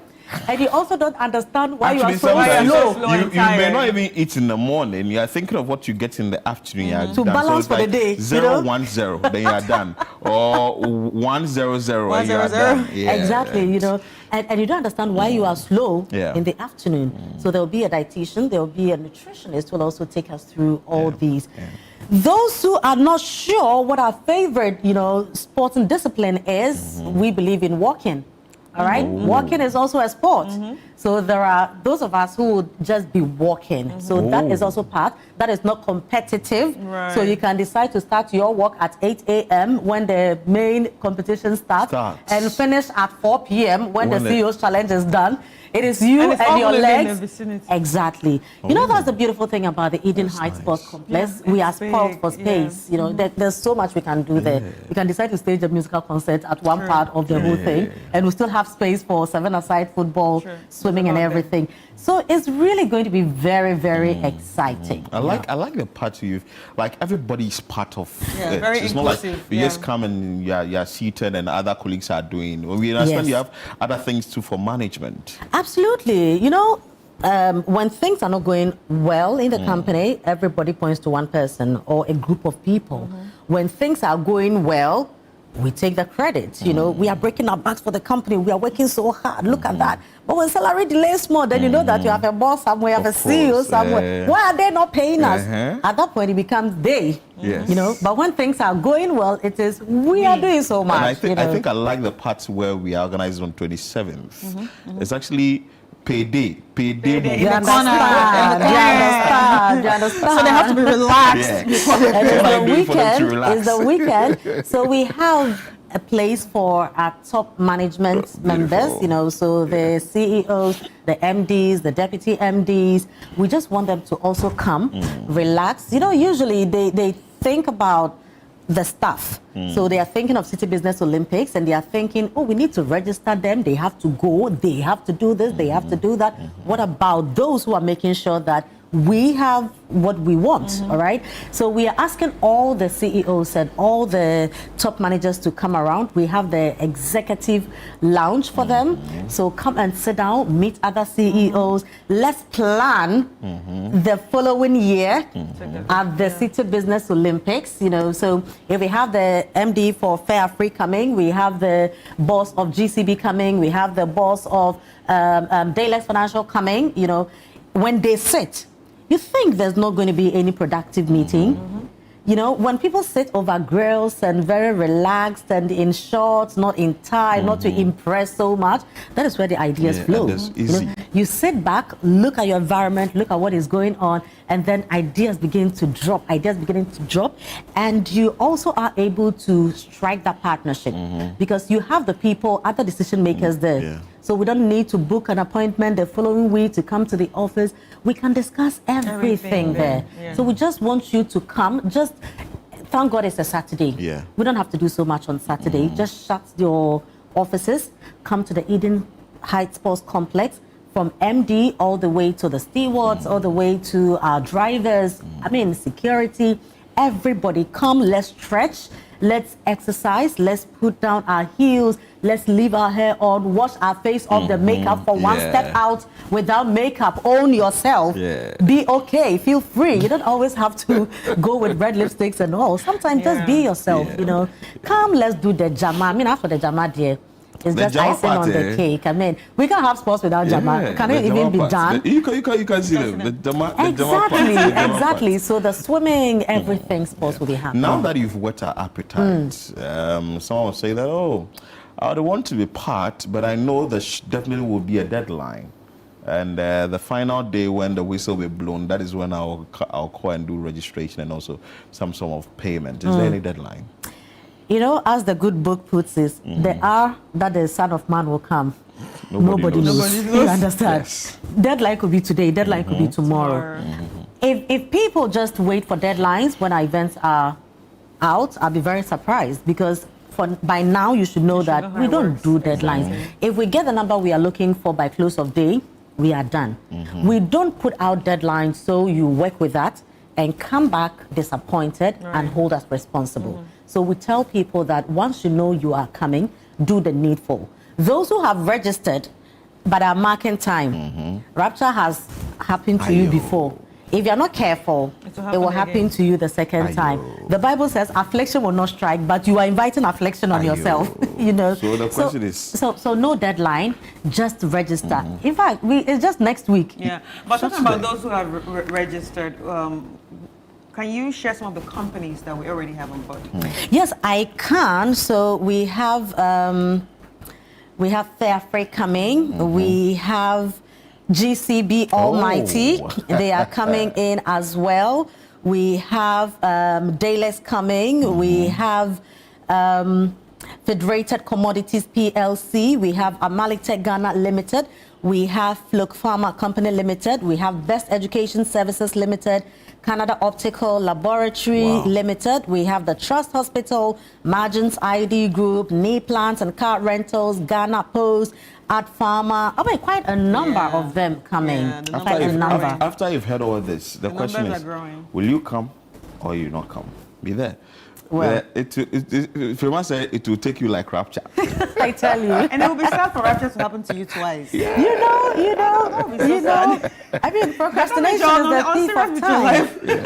You should try and come. Prima, thank you so much. Thank you. Please let me say thank you very much to our sponsor. This year, we are very delighted to announce that Side Hustle, Side Hustle is doing the move. Side Hustle is, in fact, a partner, not just a sponsor. Oh, wow. Yeah, so this time, Channel 1 TV, City FM, in partnership with Side Hustle, exactly. And then we are heavily sponsored by UMB and supported by Bethel Logistics and Dampon Healthcare. Beautiful. Wow. Nice. Anyway, thank you so much, Prima. We really appreciate it. And we love the good news that you always bring for us. And I'm sure that by the next time you come here is to tell us it's sold out. Well, you probably would even call me on my way to Eden Heights, Anyway, ladies and gentlemen, we'll take a quick break, and when we come back, we'll continue the show.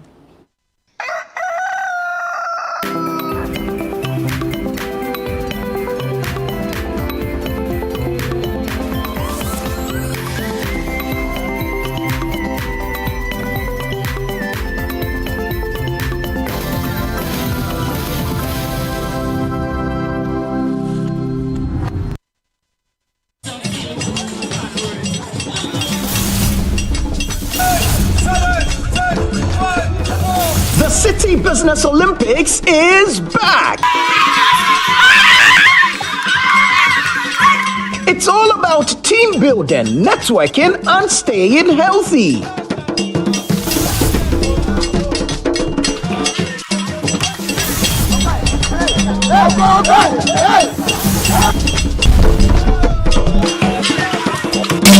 Which game will your company participate in this year? Is it 7-a-side football, volleyball, swimming, basketball, or sack race? Rally your teammates and get ready for action. Date, Saturday, September 27, 2025. Time, 8 a.m. Venue, Eden Heights Sports Complex. Call 0558-973-973 to register your company today. Let's keep fit, grow connections, and enjoy a day full of energy and excitement.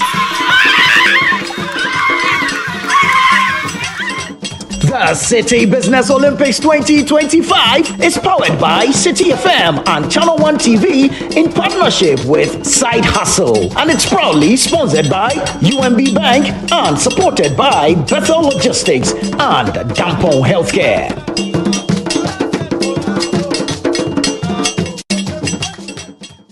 In a world filled with challenges, we all need guidance, hope, and a lifeline to anchor us. This is Lifeline, and I'm your host, Fred Crunchy Mensah. For social issues, relationship challenges, and family matters, Lifeline is here to inspire, uplift, and guide you on your journey. Where we give you support, where we hold your hand through the valley and through the thick and thins of life. Join Bishop Fred Crunchy Mensah. I welcome you especially to Lifeline. Every Tuesday and Thursday at 10 p.m. right here on Channel 1 TV. Let's walk this path together, strengthen our faith, our families, and our lives. Lifeline, because every soul deserves a guiding light. Tune in to Lifeline on Channel 1 TV and let's grow together.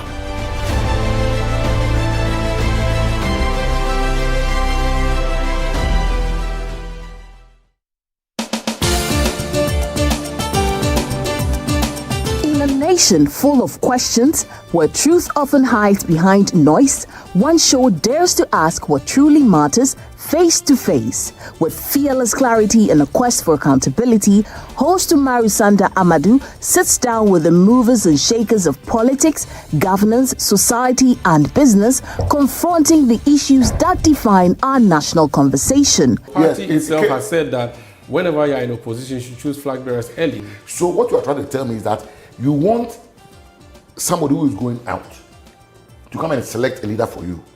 So the next person will come and say, but I didn't select him. Direct victim of attack, violent attack. Where and when? The first one happened in Parliament. I was pregnant. Now, for me, it was legitimized by a radio or TV station giving her a position to work. So for you, take issue with GH1 and what and giving her the platform. That is where the minority is. We are on them. We've asked questions. President Mahama will be a mean president if he prioritizes only his children and DCP. He needs to demonstrate a Ghanaian government. Every Tuesday at 9 p.m., join Umaru Sanda Amadou on Face to Face as he digs deeper, challenges power, and reveals the stories shaping Ghana's future.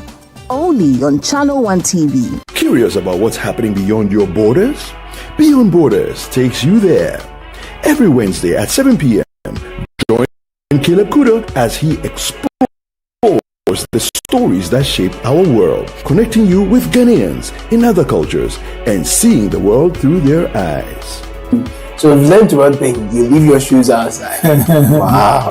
Tuesday, you know, I won't go to Ghana dressed in a Lacoste. As director of operations. From international politics to the human stories that define nations, Beyond Borders brings you a fresh perspective of Ghanaians around the world, one conversation at a time. Beyond Borders with Caleb Kuda airs Wednesdays at 7 p.m. only on Channel One TV.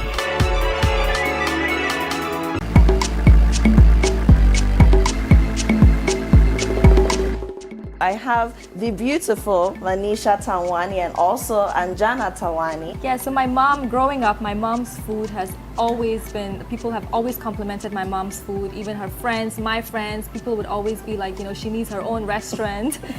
And I was like, she's dedicated her whole life to taking care of the family, so it's time to give back. So the Indian chicken curry, is it? It's like a sauce? Yes, it's like the basic ingredients that you have, but we add a lot of Indian spices like garam masala. We know the Indians, we know you for your spices. Yeah. So Manisha, what schools did you go to? So in Kumasi, I was in Ridge School. Oh, you're Ridge? Ridge Oh, School, yeah, yes. I have a lot of friends who went to Ridge. Yes. High school. Manish, can you use your hand? I can't even use the stick. I can't. She cannot roll it even.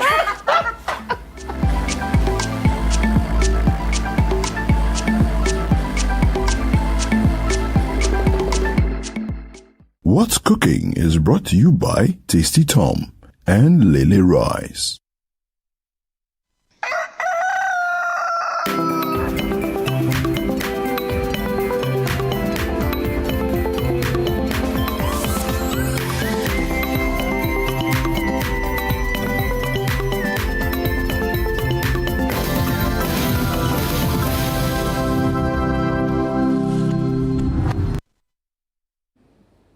All right, welcome back. It's still Breakfast Daily right here. And now we're about to have another conversation. And this conversation is around the Ghana Industrial Summit and Exhibition and Best Forum 2025. And obviously we've been advertising it. And right now we're going to talk about it and know what exactly it's all about. The only thing I know right now is happening on the 16th to the 18th of September at the Palms Conference Center. But we are here to know more about it. So in the studio with me is Setchum Akwaba, who is the CEO of the Associations of Ghana Industries, and Margot Pitura, the program manager at the European delegation to Ghana. Hello guys, how are you? Thank you. How's everything? Great. Okay, let's get straight into it. So, Seth, I'm going to ask you, what is the Ghana Industrial Summit and Exhibition and Best Forum all about? So, thank you very much. It's basically an industry gathering of stakeholders, players in the industry, and connecting people who are doing business to potential businesses, both locally and internationally. The Industry Summit and Exhibition, we are actually in the 8th year. And just a bit of history. Yeah. Association of Ghana Industry has actually been behind this organization of this program. And we used to organize what we call the Indotech. When we were young, Industry and Technology Fair was the biggest fair in Ghana, covering the whole of Trade Fair Center. We organized it for several years and it fizzled out a bit.